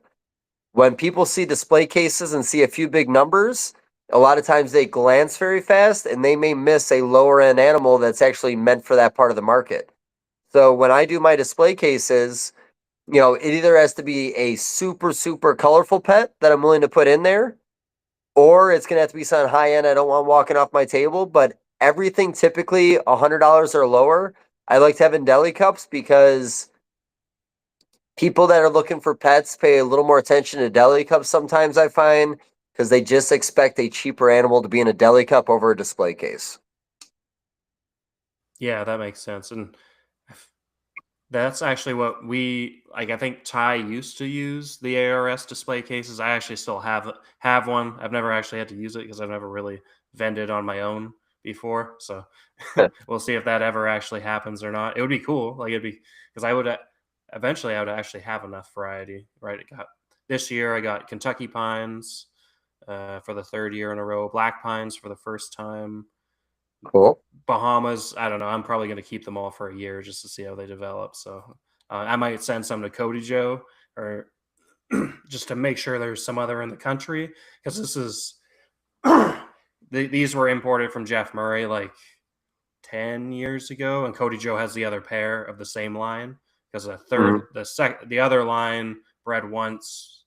I have one of the 2 babies that survived from it because they're anole feeders, right? They're like Dominicans, except even I think a little smaller as babies. But they're like a gray kind of cooler pattern Dominican because you got some that are like really light and others that are darker depending on the lineage. But yeah, no, they're Yeah. sidetracking myself. But then I got a bunch of yellow spotted newts too, which would be pretty cool. And they're that twice as much as what Spanish ribs would kind of be, right? They're that $150, $200 newt that looks really cool, but is still just as easy to keep. You can keep them fully aquatic. I just don't know how well they would actually do at shows because, right, it's one of those things that it's like, well, you should kind of have your fish tank set up, even though they are pretty easy. Like they seem more like a fish store / reptile store animal rather than a show one. Even though Jay Sommers, I think, does well with him when he did bring him to the Super Show in that because he did those guys and the Kaiserai. It's that Mhm. same kind of genus as them. So yeah, I don't know. I've kind of in my head, I'm like, I'm happy if everything just goes wholesale, but worst case. But I guess back to the show stuff. Off track already. Yeah, But yeah, no, you're like we fine. just do delis at the show now. We've just switched to full delis because you can fit more delis on the table than you can display cases. That's fair. That's fair. Yeah, like I said, my shows are always a mix, and even like with colubrids, I had some red Zepp albino corn snakes on the table, and I had some in the delis, and then I had 2 in the main display case, and the 2 in the display case kept on selling, and I kept on taking the ones out of the delis and putting it in the display case, and they kept on selling at this show. But when they were over there, people weren't buying them, so there was just something about that, and even like palmettos, same thing with palmetto corns. I always want them in the display case. They sell better in a display case for me. But to Sarah's and some more simple stuff over there, they sell the deli cup a lot better. But some stuff, it's not always consistent. But you start noticing these little things when you start doing a lot of shows. And man, I really love the shows, but I always talk about it. I hate all the liabilities that go into the show. Um, we've had a very closed collection for the last like year and a half, and because of that, we haven't really run into any issues, haven't had any problems. Um, Man, when you start doing a lot of shows again, I'm always freaked out about mites. Like it's always in the back of my head.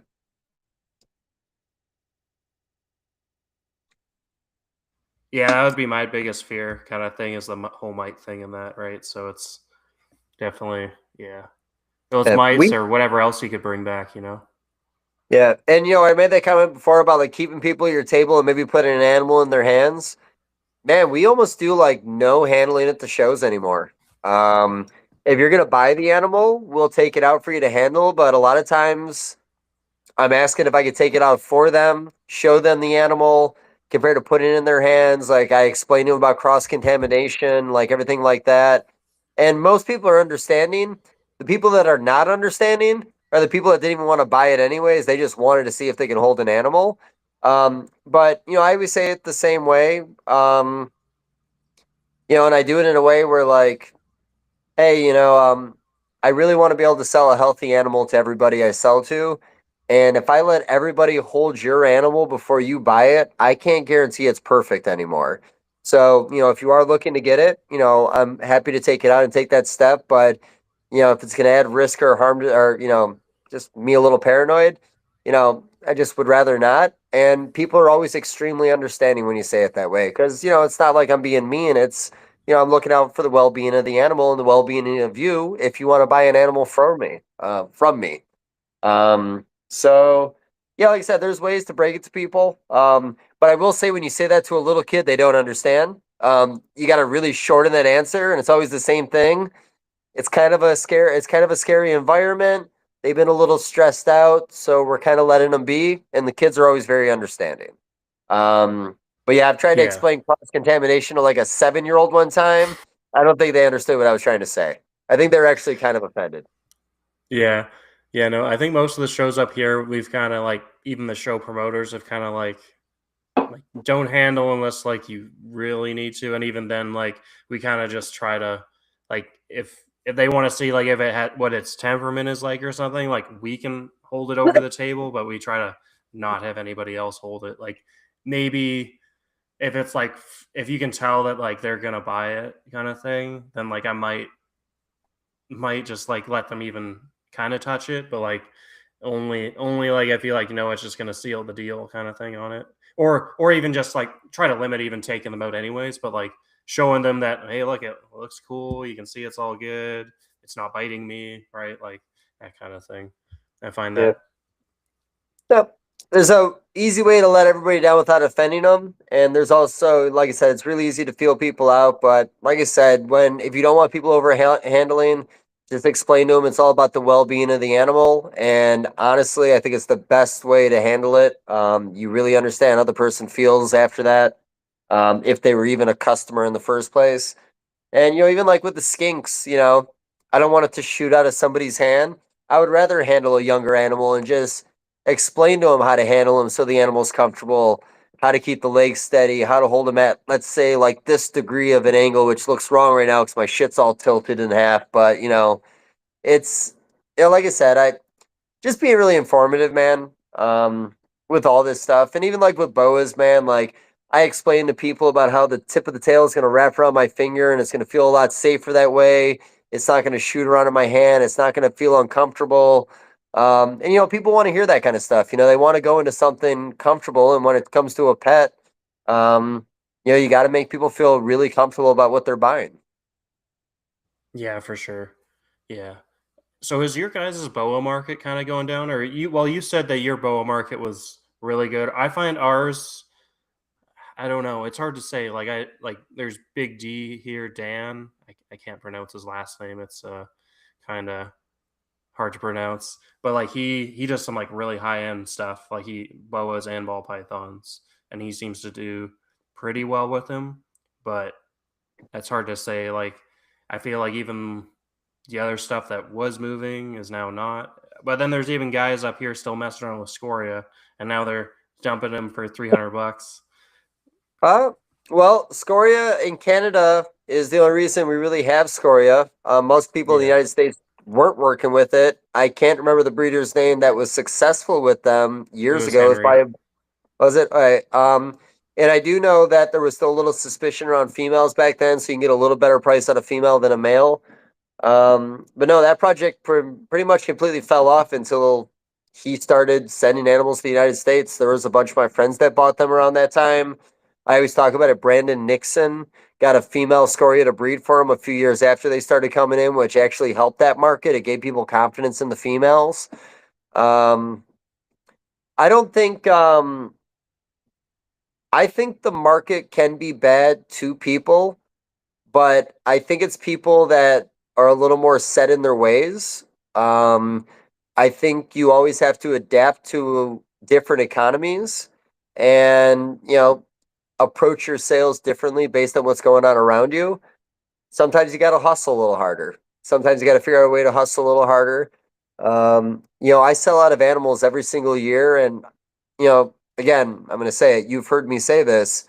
My goal every year is to produce enough of a species that by the time next season my first one is born, I am sold out of that species. If the next year comes around and I still have a lot of these animals left and I'm producing more, I am probably overproducing with that animal for what my market really is, and I need to adjust to that. So I think the boa market actually is still doing really great. I think a lot of markets, in my opinion, are doing really great. I do think that people's standards are definitely a lot higher now. Even when we talk about ball pythons, like not everything's a $10,000 or $20,000 ball python like it once was.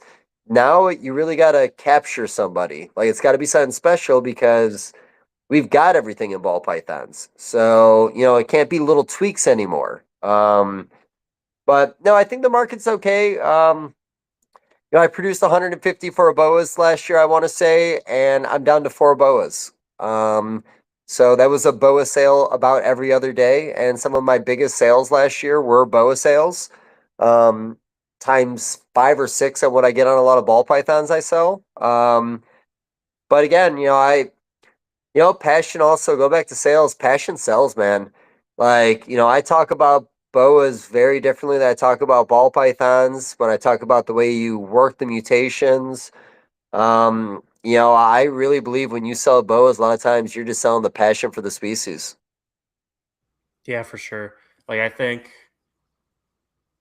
don't know. Like I feel like I've seen guys where it's the species they like, but then they're like always they don't seem to sell them too well, and it's like, well, you're not really you need to really sell that passion in it. Like if it's a project you really like, you really need to work with it and sell it and kind of help pioneer it. And if there really isn't a market or the market seems kind of dead, maybe try to come up with some YouTube videos or something and some sort of thing and drum it up, or even I don't know. There's many ways that people can go about really kind of creating just that little bit of putting them in a better light kind of thing or something, even if they are moving slow. I don't know. Going back to Barchek, skinks were in this country for over 20 years, and then Brian started talking about them, and man, his passion for it made that explode. So yeah, that kind of stuff can change things a lot. When I talk skinks with people a lot, I bring up Emily with Snake Discovery. She has some skinks. She breeds a couple.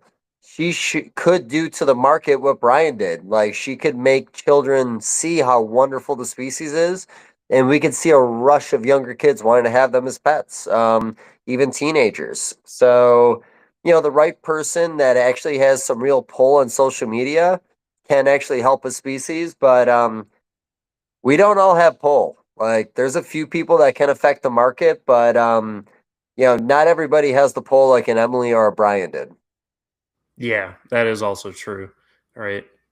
But then I don't know. I feel like some people underestimate what they can do as well. Like when they already have like not like a huge base, but a base, and they could put a bit of effort into something, or I don't know. I feel like there's always, I guess everybody can improve in certain ways with how they could you don't post a ton, but when you do post, you post like really good pictures of your boas and that, right? Like so like that Do I helps. post? When did you ever Well, see me post a boa? I don't know. There was the one I used for the podcast thing when I I'll posted it go. on the story. I'll have to take a look at that. I don't know if I noticed that one, or you're gonna have to send me a screenshot of that. I think it was on Yeah, Instagram. I'm not sure if you use Instagram. I assume it's just tied to your Facebook. it's probably just tied to my Facebook. And yeah, there was a time I probably did post. I'd say in the last like 2 years, I've been really bad about posting. In the last 2 years, I think I've only actually made a few posts.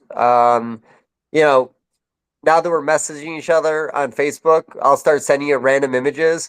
I probably take 20 or 30 pictures a day some days, and I just don't ever post any of them for some reason. But I should be better.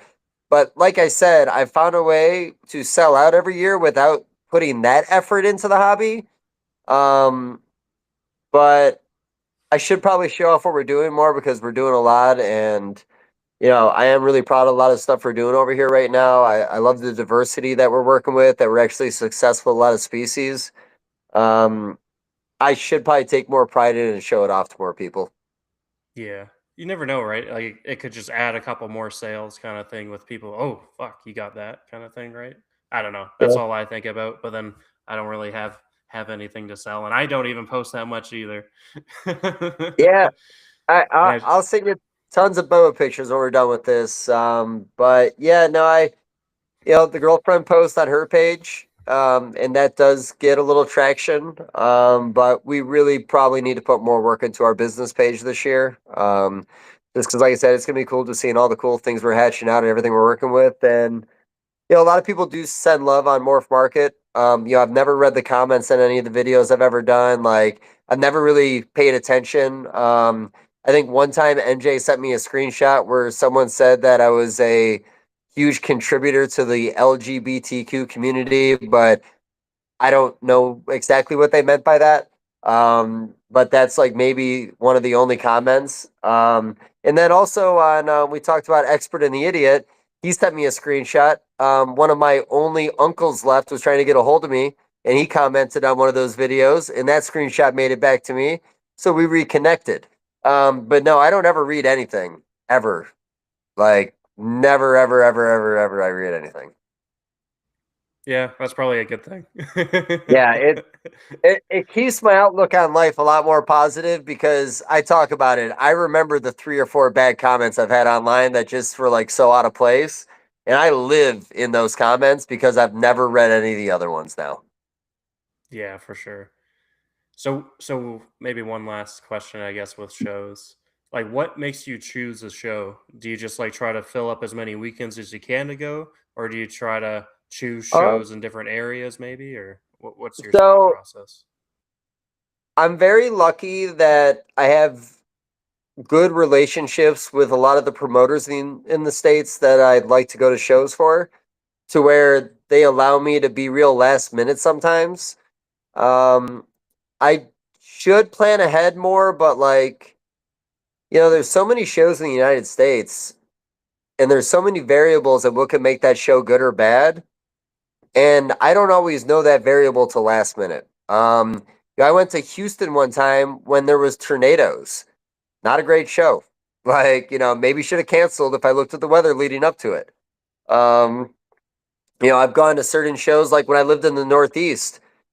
Man, I mean, you know what it's like when it's icy out, when there's a lot of snow on the ground. Like, not everybody's going to leave their house to come buy a reptile. Like, sometimes you got to know when not to do certain shows. So, like, in the wintertime, I'm trying to push a little further south.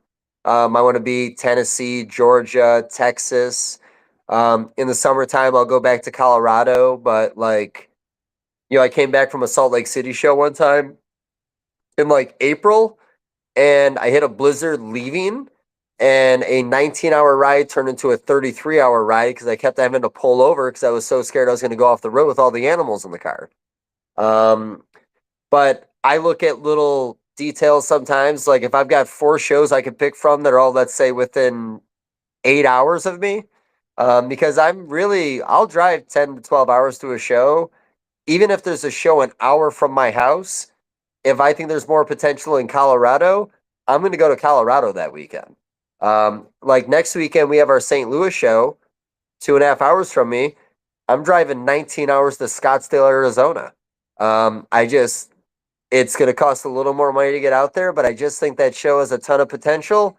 I want to be there. Also, I'll look into the local economy.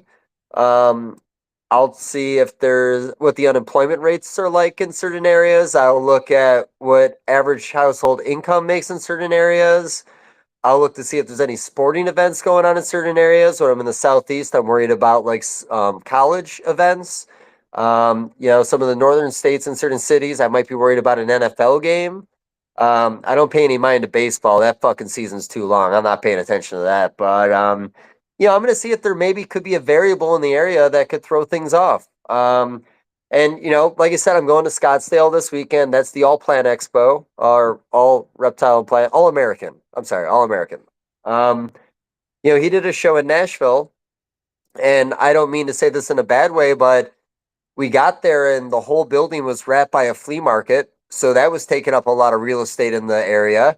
And then in the same fairgrounds, there was it was like an Asian festival, everything Japanese, Chinese, Korean, all kinds of foods, all kinds of stuff going on, tons of people over there. It was a very slow show because of what we had going on around us. Parking was very hard. Sometimes I'll avoid a show that has like $20 parking downtown. Like there was a Louisville, Kentucky show. You know, it just became bad because I think people didn't want to pay $20 for parking, which meant not a lot of people showed up. But people willing to spend $20 who showed up were probably going to buy something. That definitely brought attendance down at that show, which took a lot of possible customers away from me. You can overthink a lot of this stuff. I mean, some people stay very loyal to a brand and only do that show series and won't touch anything else. I've got about 4 or 5 different promoters, probably more than that, that I always jump around to different shows. I'll stick with a show as long as somebody will stick with me. If I have a bad experience with one of your shows, or maybe I'm not happy with the way the management was, maybe there was something that like was said between the two of us that I wasn't a fan of, I'll drop a show real fast and never go back again. I've done it in the past, where it was kind of a bad business decision when I look back at certain shows that they had that I did do really well at. For the principle of things, I just stopped all their shows. But no, you never really know, man. I have a lot of faith in small shows, which is a luxury in the United States because, again, we have a lot of shows. Sometimes, like right now, I have what I have left to sell right now is a lot of what I produced last year and maybe a few off-season things. So all my primo stuff is sold. So now I'm down to what is left. And there's a certain show I'd rather do over other shows because I know certain things I have will get really lost in the crowd in a big show right now. So I'd rather squeeze out a lot of small shows.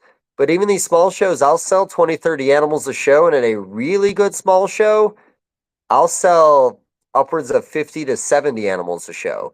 And that's maybe a show that has like around 100 tables or less, maybe a 20, 30 vendor show.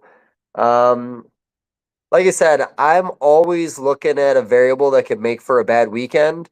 Because I want to think I really put an effort in when I have so many options every weekend. I always talk about it like one of the best shows in my top 5 that like I made 5 figures at was Knoxville, Tennessee, in a VFW gymnasium with 40 tables in it. But that same weekend, there was a brand new show in Atlanta. A lot of vendors went down there. There was a brand new show in Myrtle Beach, pulled more of the Southeast North Carolina guys that way. When I knew everybody I knew were going to those 2 shows and nobody was going to the other show, I went there and I killed it. I had 4 tables when I started. I had to start taking tablecloths off and removing tables because I sold every animal was on the table. And in the end of the show, I had less than 2 tables worth of animals left. But you could take chances on those small shows sometimes, and it could be a real bust. I don't always make the right decision, but when a weekend's over, I used to have a notepad and I would write down all the variables that happened that weekend that I thought might have affected my sales, whether, even like I said, weather, sporting events, something going on in the area. Yeah. And then I always talk about it. After May is over, I may only do one show a month, and I also might not leave my state that much anymore. I might grind it out more locally. I might focus a lot more on online sales because in the summertime, people stop going to shows and they start going on vacations and they start putting all their money into that stuff until the fall rolls around and they're trapped in their house again and then they start putting it into their hobbies again. So I know when I do a summer show, my sales will be half of what I make in the spring and fall, winter. So June, July, August, September, I'm not doing a lot of shows. Come October, Tinley kind of gets things rolling again.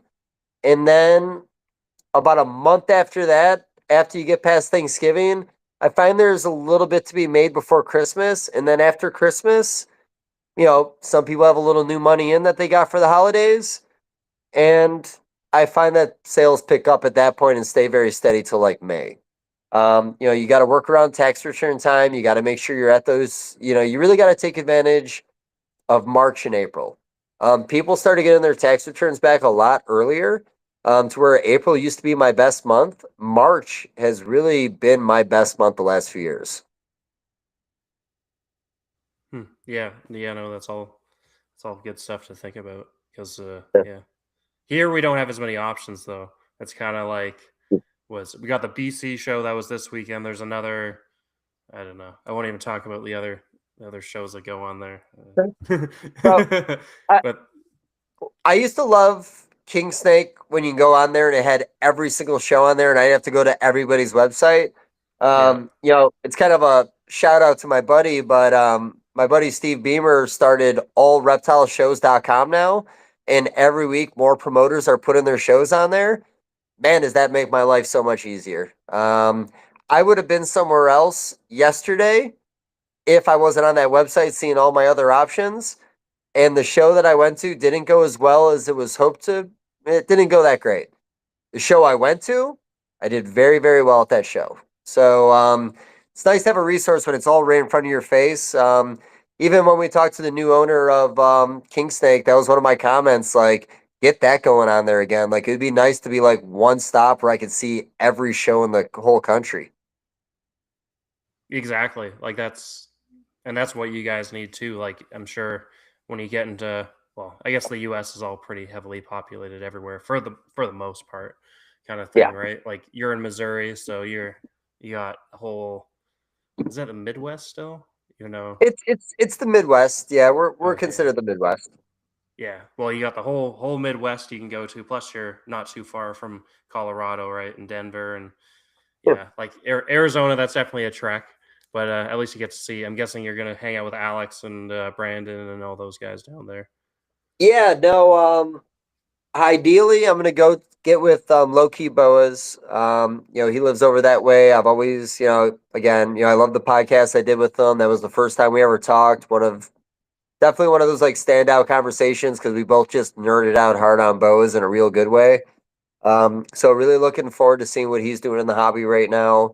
I was really hoping to maybe try to figure out where Rich Eiley was, maybe go visit him while I was down that way. But I know he's going to be at IHS coming up in Arizona. I still want to find a way, and I may find a way, but there's gonna be a lot of old heads at that show, and like I would love just to listen to the conversations. But we'll see if I can pull that off. Other than that, I'm going to do a little herping down there. It's actually like a high of 107 degrees every day this week, and the nights are around 70. So there's going to be like a 2 hour window every night where we can maybe cruise around or hike to try to find something. Um, Other than that, I don't know, man. That show's going to take up a lot of my time, but like you said, Alex, low key, and maybe I can get lucky and see somebody else down there I'm not thinking about. Yeah, for sure. No, that's fun. Yeah, I thought about doing IHS too, but since I bought a new house, I need to stay. I'm still getting my bearings on the local area, but like at least I live close to rattlesnakes now, which is kind of fun. That is. So where Yeah. exactly are you located? So I'm in southern Alberta, so I'm like 3 hours south of Calgary, kind of thing. I grew up in Vancouver though, So I got the whole. I was able to drive 4 hours and go look for Great Basin gophers and rubber boas and It's northern awesome. Pacific rattlesnakes. So now I get I get the prairie rattlesnakes and the bull snakes and hopefully some hognose at some point and horn lizards, which would be cool. But yeah, no. So I went from a rainforest to a prairie. I like that. I like that. Yeah, made me think of something. I lost it as soon as I remembered. Yeah, Because man, I don't even know what that is. Dominic's from Ottawa, so he's on the other side of the country. Okay, So so well, that's something. It's a weird segue. Um, so my Jewish family ran away from Russia in the early 1900s for obvious reasons, and they went to Ottawa, settled in Ottawa. I believe they became moonshiners, and then we went to Buffalo, New York, and stayed there for about ever. But yeah, I have, and even my grandmother. I think she was, man, I don't remember where in Canada she was from. It started with an S. You got a lot of S's up there? probably what Eh. Sarnia. No, Yeah, not that I cool. don't know. It's a very when you say it, it's like, oh yeah, I know that for sure, but I can't remember where. But I know her whole family was up there. She was like part Native American. Um, I used to love going to Canada, man. Oh Um, yeah. I don't know. I guess I haven't been there in a long time. Is it still cool, or is it not as cool anymore? I don't mean temperature.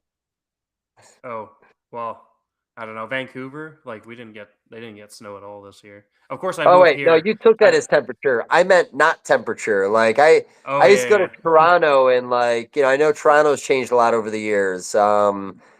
I don't know if Quebec has changed that much though. yeah. Well, it's probably always the same there. Yeah, probably always about the same.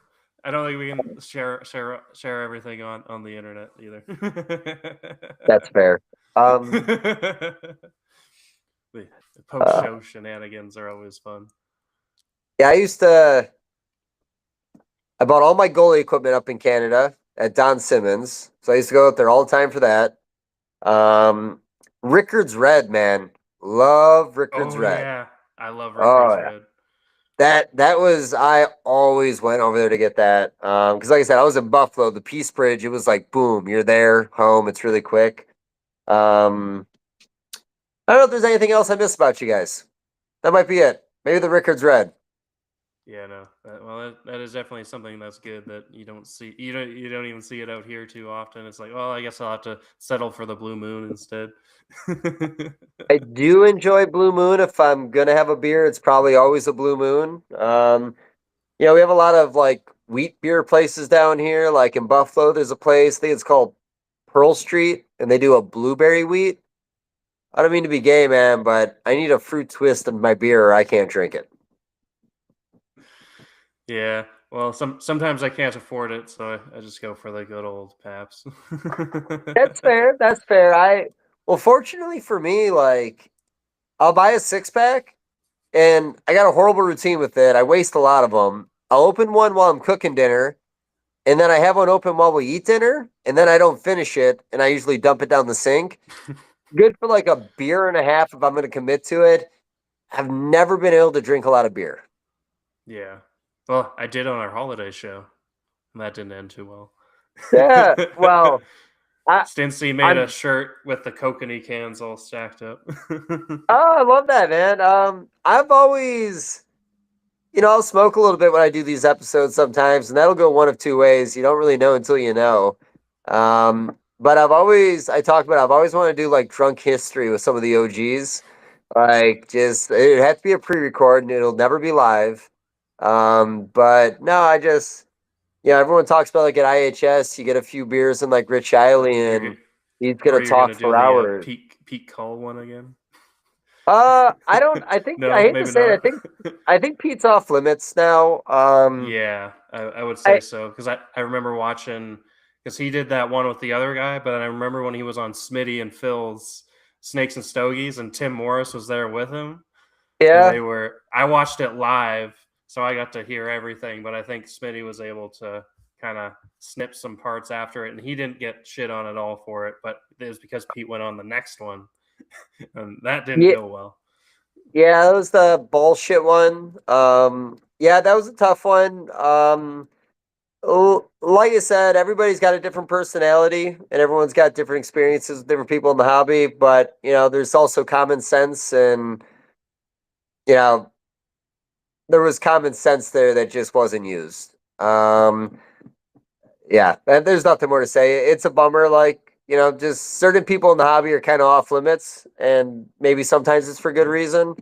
I do find it a little unfortunate because, there's history there. Especially boa community, a lot of early mutations went through him. I do enjoy those old stories, but you know, probably just tell him secondhand at this point. Probably would never be able to talk with Pete about it live. Yeah, yeah, no, for sure, definitely, definitely. I think we all know why. So, no, Now, no and reason like I to. still communicate with Pete.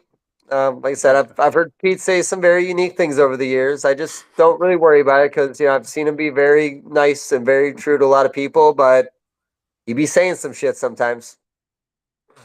Oh yeah, yep. Alrighty. So, do you wanna wrap it up now? Well, we're definitely Like, not going to who? close out an episode on a P call conversation. You're definitely going No. to have to go somewhere else with this, buddy. Yeah. No, that's definitely true. Uh, How alrighty. about this? Who was the first person you brought in your podcast? Actually, it was Dr. Justin Julander. Oh, The I like first. that. What? Yeah. Yeah. Why'd you No, he pick was great. Julander? Well, me and Dom had both done like the Fight Club episode like separately with him, Yeah, and I don't know. Dr. J's easy to talk to. He's smart and he's good at talking. So yeah, no, we did him. We had a bunch of good guys. Like we had Kush in the first 10, Lucas Lee in the first 10, Zach Loffman. I'm probably forgetting people. Brandon Whew? No. Of course, now I'm forgetting people in the first 10 episodes we had when I know it. I probably no, look through you're them every fine. day.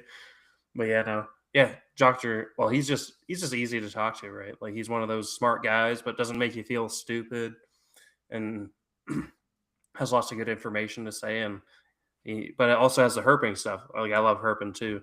Like yesterday, I went out and found prairie rattlesnakes and some bull snakes. That was fun to finally check out the trails around my house that weren't too far away. That's awesome. So I used to take one really hard herping trip every spring. Now I do two a year. Typically one in April and one in May. Um, Matt Bowers, breeder down in Georgia. He used to do a lot of Burmese python stuff. He flies up now every March, and we pretty much we'll drive 2 to 3 hours in between spots every night. Stay in hotels, wake up next morning, put in 10,000 to 20,000 steps, try to find as much as possible, and we did good this year, and because there was just some very cool finds. But I will say the numbers were way down this year. It's where we're gonna have to make changes next year. And this next trip I have coming up in May, I have not the slightest clue how to handle it yet, considering how hard herping was in April here. I've never had it so hard before. But we found timbers, which is always a goal, but there was a lot of other goals we didn't hit, and there was a lot of common species we never ran into. I used to have certain spots we go to that it felt like every rock could have an animal under it. And this year, man, those spots took the life out of you. Nothing under any of the rocks. Some of the spots we went to were flipped already. Um, I like to do it as much as possible. I do a lot more road cruising in the summertime, especially I live in farm areas, so we'll leave the shop and take some back roads home for like 20, 30 minutes just to see if anything's crossing. You hear me talk about it. I try to plan shows around herping opportunities in certain states. I'm trying to get out to Colorado in June. I would love to find a Western hognose, man. Like I've seen prairie rattlers out there. I've seen gophers. Would love to see a Western in the wild. Yeah, me too. That's what I'm hoping for. Like there is apparently a spot 15 minutes kind of outside of town here, so we'll Yeah, have to see. So that'll figure be it out. fun. Have Yeah, you and um then you ever used iNaturalist when you're trying to oh find yeah, herping spots? Just making sure. yeah, oh yeah. Like because like even if they're obscured, you can kind of like, yeah, they're probably around there, You could right? judge. Yeah. And even It, then, it's it like, well, the whole area is probably okay. So like you're not gonna you're not going to know unless you try. Yeah, no, I agree with that. I always say, man, if you got iNaturalist and you could use satellite Google Maps and read a map and find structure, you can find herping spots about anywhere, especially if you want to target a species. We did that in Houston. We've done that in so many places, man. And sometimes it works. Yeah, I'm lucky enough. I know a lot of people in the hobby. So if I get the word out, I'm looking for a spot. I get a lot of spots handed to me in other states, but I never post any pictures from them. And yeah, I never give up a spot. Yeah, for sure. I always find it's like you either take like a direct picture of the animal, you never really do too much kind of scenery kind of thing with it. Yeah, I'll Unless it's fuck like around with unless some it's like a really scenery. obvious spot, but yeah, for the most part, there's not too many that you need to really do that. No, but that's literally another thing, man. Like I'm on my phone, so I can't look at my file size right now, but I think I hit like 6,000 herping pictures in my herping file. And man, I don't think I've ever posted a single one of those fucking images. I just got them. Like I should. I've got tons of content. I just never do it some reason. Yeah, you need to start your other YouTube channel, just Levinson herping or something. Something, man. And that's another cool thing. Like having Mike Schultz out by me, man. Like, that guy's always got the camera ready when I never have the camera ready. Love taking herping trips with him. Love going fishing with him. We maybe go fish. We might be going fishing tomorrow for all I know. If not tomorrow, we're gonna go on Tuesday. But he just got those meta glasses though, which kind of freak me out a little bit. Because I'm always saying some shit. I don't know when he's recording or not recording anymore. Yeah, no, that'd be hilarious. I think yeah, we were talking about how like shows and the animal rights people probably like if we said no pictures, they would just come in with meta glasses anyways. So They but that find was a way. exactly. Yeah, no, they've been getting some shit recently. But yeah, no, with the herping, that's actually what all the YouTubers should use now. Just put the meta glasses instead of the GoPro on the chest. Yeah, honestly, I've thought about maybe even grabbing a set just for fun to make videos I'll never post. But I'll be happy to have them kind of thing. But here's something random, and we'll wrap this up. But so that new documentary that's coming out, the guy that did Tiger King and Chimp Crazy and all that, I hate that I can't remember his name. Is it Goodwin maybe? Um, but long story short, I'm not really freaked out about it, and you've heard us talk about this a lot. I did talk to somebody who had a lot more information about it. It does seem like it's going to be a little more focused in on like the import market and maybe mistreatment of animals through that market. And I'm hoping that's just a reflection on that part of the market and not everything else going on. Because like you said, there's a few black guys that could be in it, it sounds like. Oh yeah. We'll see what happens because I made the comment laws on chimpanzee keeping did not change in Missouri after Chimp Crazy. But, No. a lot of those laws on like, lions and tigers and all that stuff that was like, been being fought for years. Like, Well, that like most documentary like definitely. after after that Kentucky incident or whatever, like that kind of caused a bunch of laws all over North America to be in Uh, place back in '09 and that. Like BC had their big law in '09 where they banned like all the big constrictors, yeah. venomous and big cats and that type of thing. Are you talking about, was it Ohio where the guy released all his Yeah, animals after? Yeah, it's that Ohio. that one. Yeah. Yeah. No, that one definitely, that one definitely didn't help. But the thing is with, you know, Tiger King, nobody realized how many people had these things. Like, it's like how common they were when you would have thought they were very uncommon. I was driving to a show in Louisiana one time with Chad Halker, and the rest stop had a tiger in a cage, and this was over a decade ago.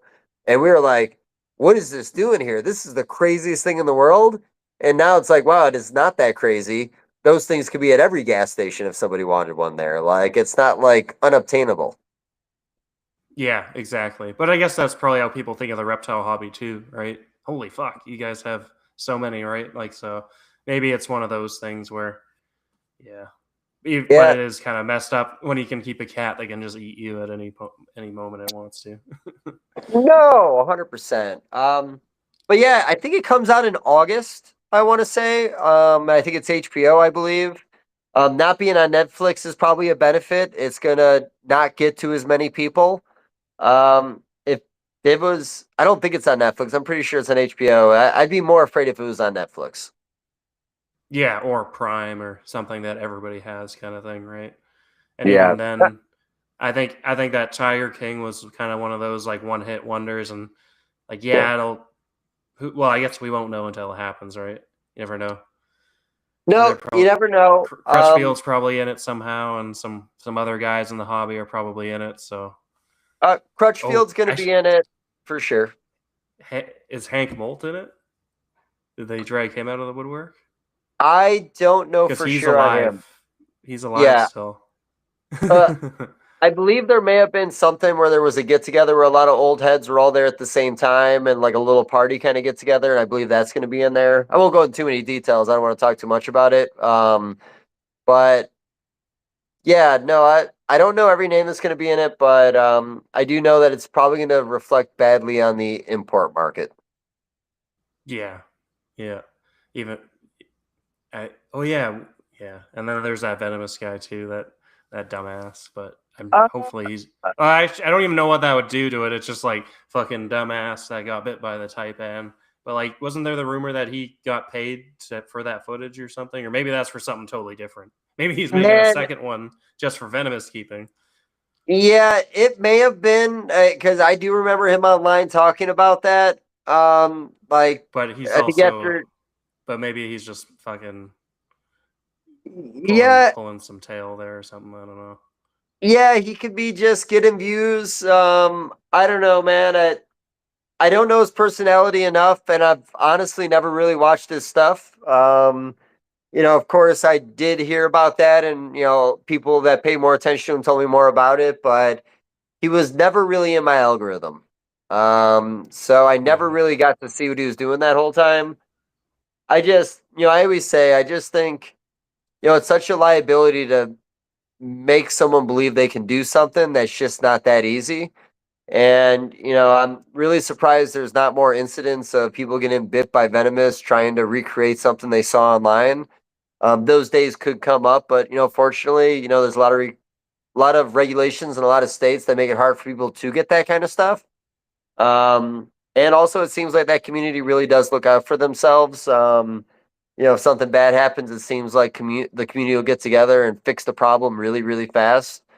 But no, like I said, I just think it's tough it's not the best influence. It's cool to see. I've done dumb shit when I was younger. I talk about it, but it's such a liability for the hobby. Yeah. Anti-venomous for pussies. Yeah. Like I said, when I got bit by a copperhead, man, I was so ashamed to even make that mistake, and it was just such a harmless mistake that, like, really, it wasn't even a mistake. It just kind of happened. But I felt really stupid afterwards, like genuinely stupid. And literally, it was in the leaf litter next to me, and I just didn't notice it. And man, I don't even think I touched the fucking thing, and it jumped out and got me. But Timber, Lisa's in the comments. She looked it up. Netflix has 89 million subscribers, while HBO has 57 million in the US. But still a lot. Still a very respectable number. I just think it's going to be less exposure. Like I said, I hear those numbers. I feel like everyone I know has Netflix, where most people I know do not have HBO. Yeah. Or if they have HBO, they have it to watch like a couple things, maybe, right? Like I feel like some of those ones people will go to look for something rather than browse it, right? Like Netflix and Amazon are kind of things you might browse because they're the cheaper ones, kind of thing, and then the rest you kind of buy to watch that one show that's on there. That's 1,000%. my opinion. I think William Philippek was nice enough to give me his for House of Dragons, but then he stopped paying his bill, so I don't have HBO anymore. Nice job, William. Yeah. Are you gonna watch the show or no? Because you don't have. Oh yeah, well you just answered it.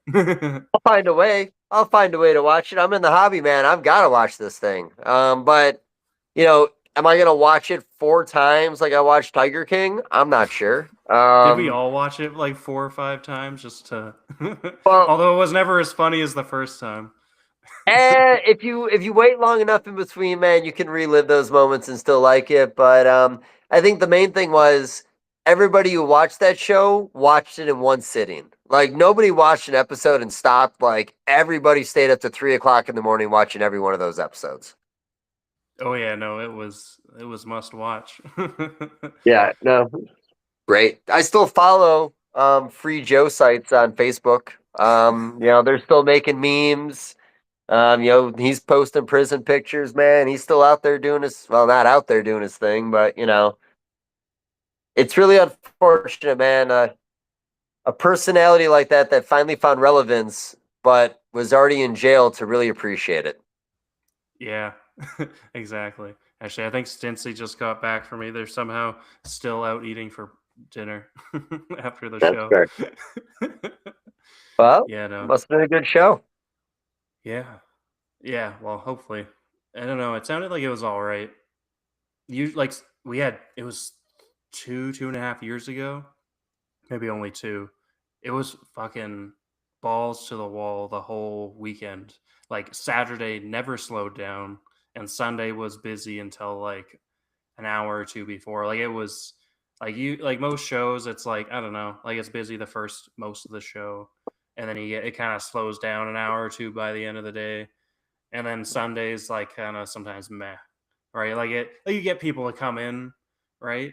But Yeah. then You make most of your money on Saturdays. If you do half of what you made on Saturday on Sunday, I consider that a good day. I have shows where I'll do $2,000 to $5,000 on a Saturday, and then $200 to $500 on a Sunday. Like it's I. If Saturday goes bad, I usually don't have a whole lot of faith for Sunday.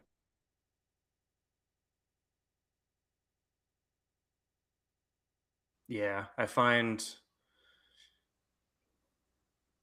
yeah for the most part I think that's yeah right like that's usually how it goes, and then yeah I think like but then if you're doing feeders and stuff, right, that seems to go more on Sunday almost, although the last show we had it didn't happen like that, where feeders weren't really they were going, but then it was actually animals moving the whole weekend somehow.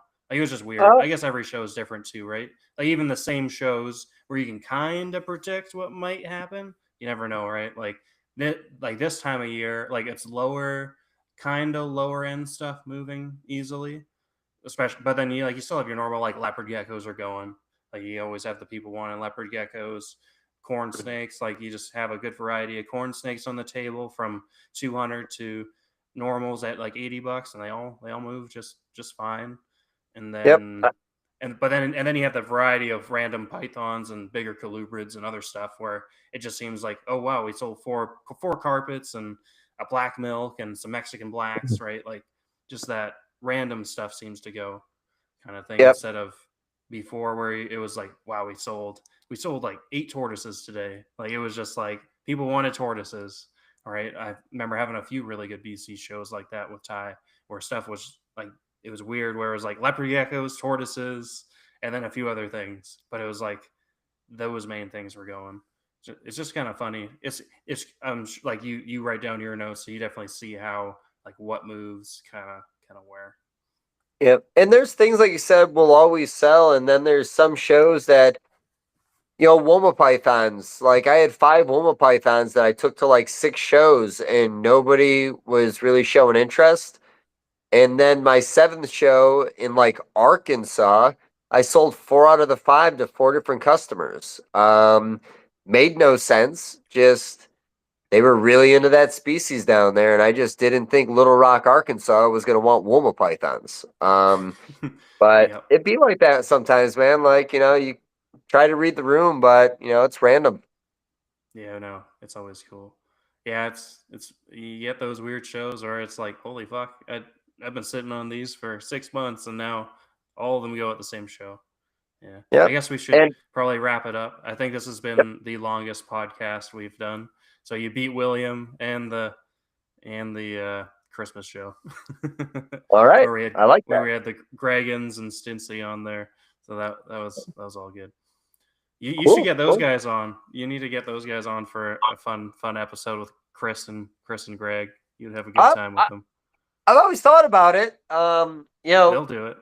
Now that I'm down to like 1 episode a month, 2 episodes a month, like, I never know what the fuck I want to do, but no, I got to hit him up. I've been sending him messages ever since we hung out at the bar at Pomona a few years ago. And, I just remember us laughing our ass off the entire time. And I think the time before that is when those 2 YouTubers were like fighting each other when there was only like 6 of us still awake at that night. Yeah, they called that, and then the U.S. ARC lady came out and was like, "You need to break this up." But then Chris and Greg were like, "We're just supervising." But no, I had a blast with those guys. Like I said, I just happened to be at the table next to them, and once we started exchanging, man, like we were talking for hours. I had a great time. Oh yeah, no, every show weekend, I'm usually up with them until 2-3 in the morning. That's awesome. It's nice to have that click. Exactly. Alrighty, do you want to share all your information on how people can get a hold of you? Yeah, come check us out on Morph Market. We have our store on there under Custom Scales. You can find Custom Scales on Instagram and Facebook, but you will be very disappointed. And other than that, all my information's on there. If you ever want to reach out, hit me up on Facebook. I'll get back to you.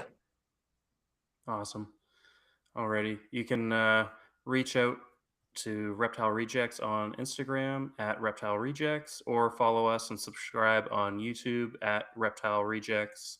Follow Dom at Dom's Reptiles on Instagram. Also, Dominic. Yeah, I'm not gonna say his last name. I see it, but then every time I say it, he says I say it wrong. So I'm not gonna try to speak French. Yeah, can't do it. You can't do it, man. Don't butcher it. Exactly. Yeah, and then also follow our sponsors, cornellsworld.com and wcre.ca, and yeah, go check them out. And yeah, I think that was a fantastic show, going all over the place. I hope you guys like the change up. Next weekend we're gonna have Connor Wardle on to talk cool oddball colubrids, so that should be fun. Alrighty, do you just want to hang out, Dave? Make sure the upload's good, and yeah, we'll close it out. Everybody, have a great evening.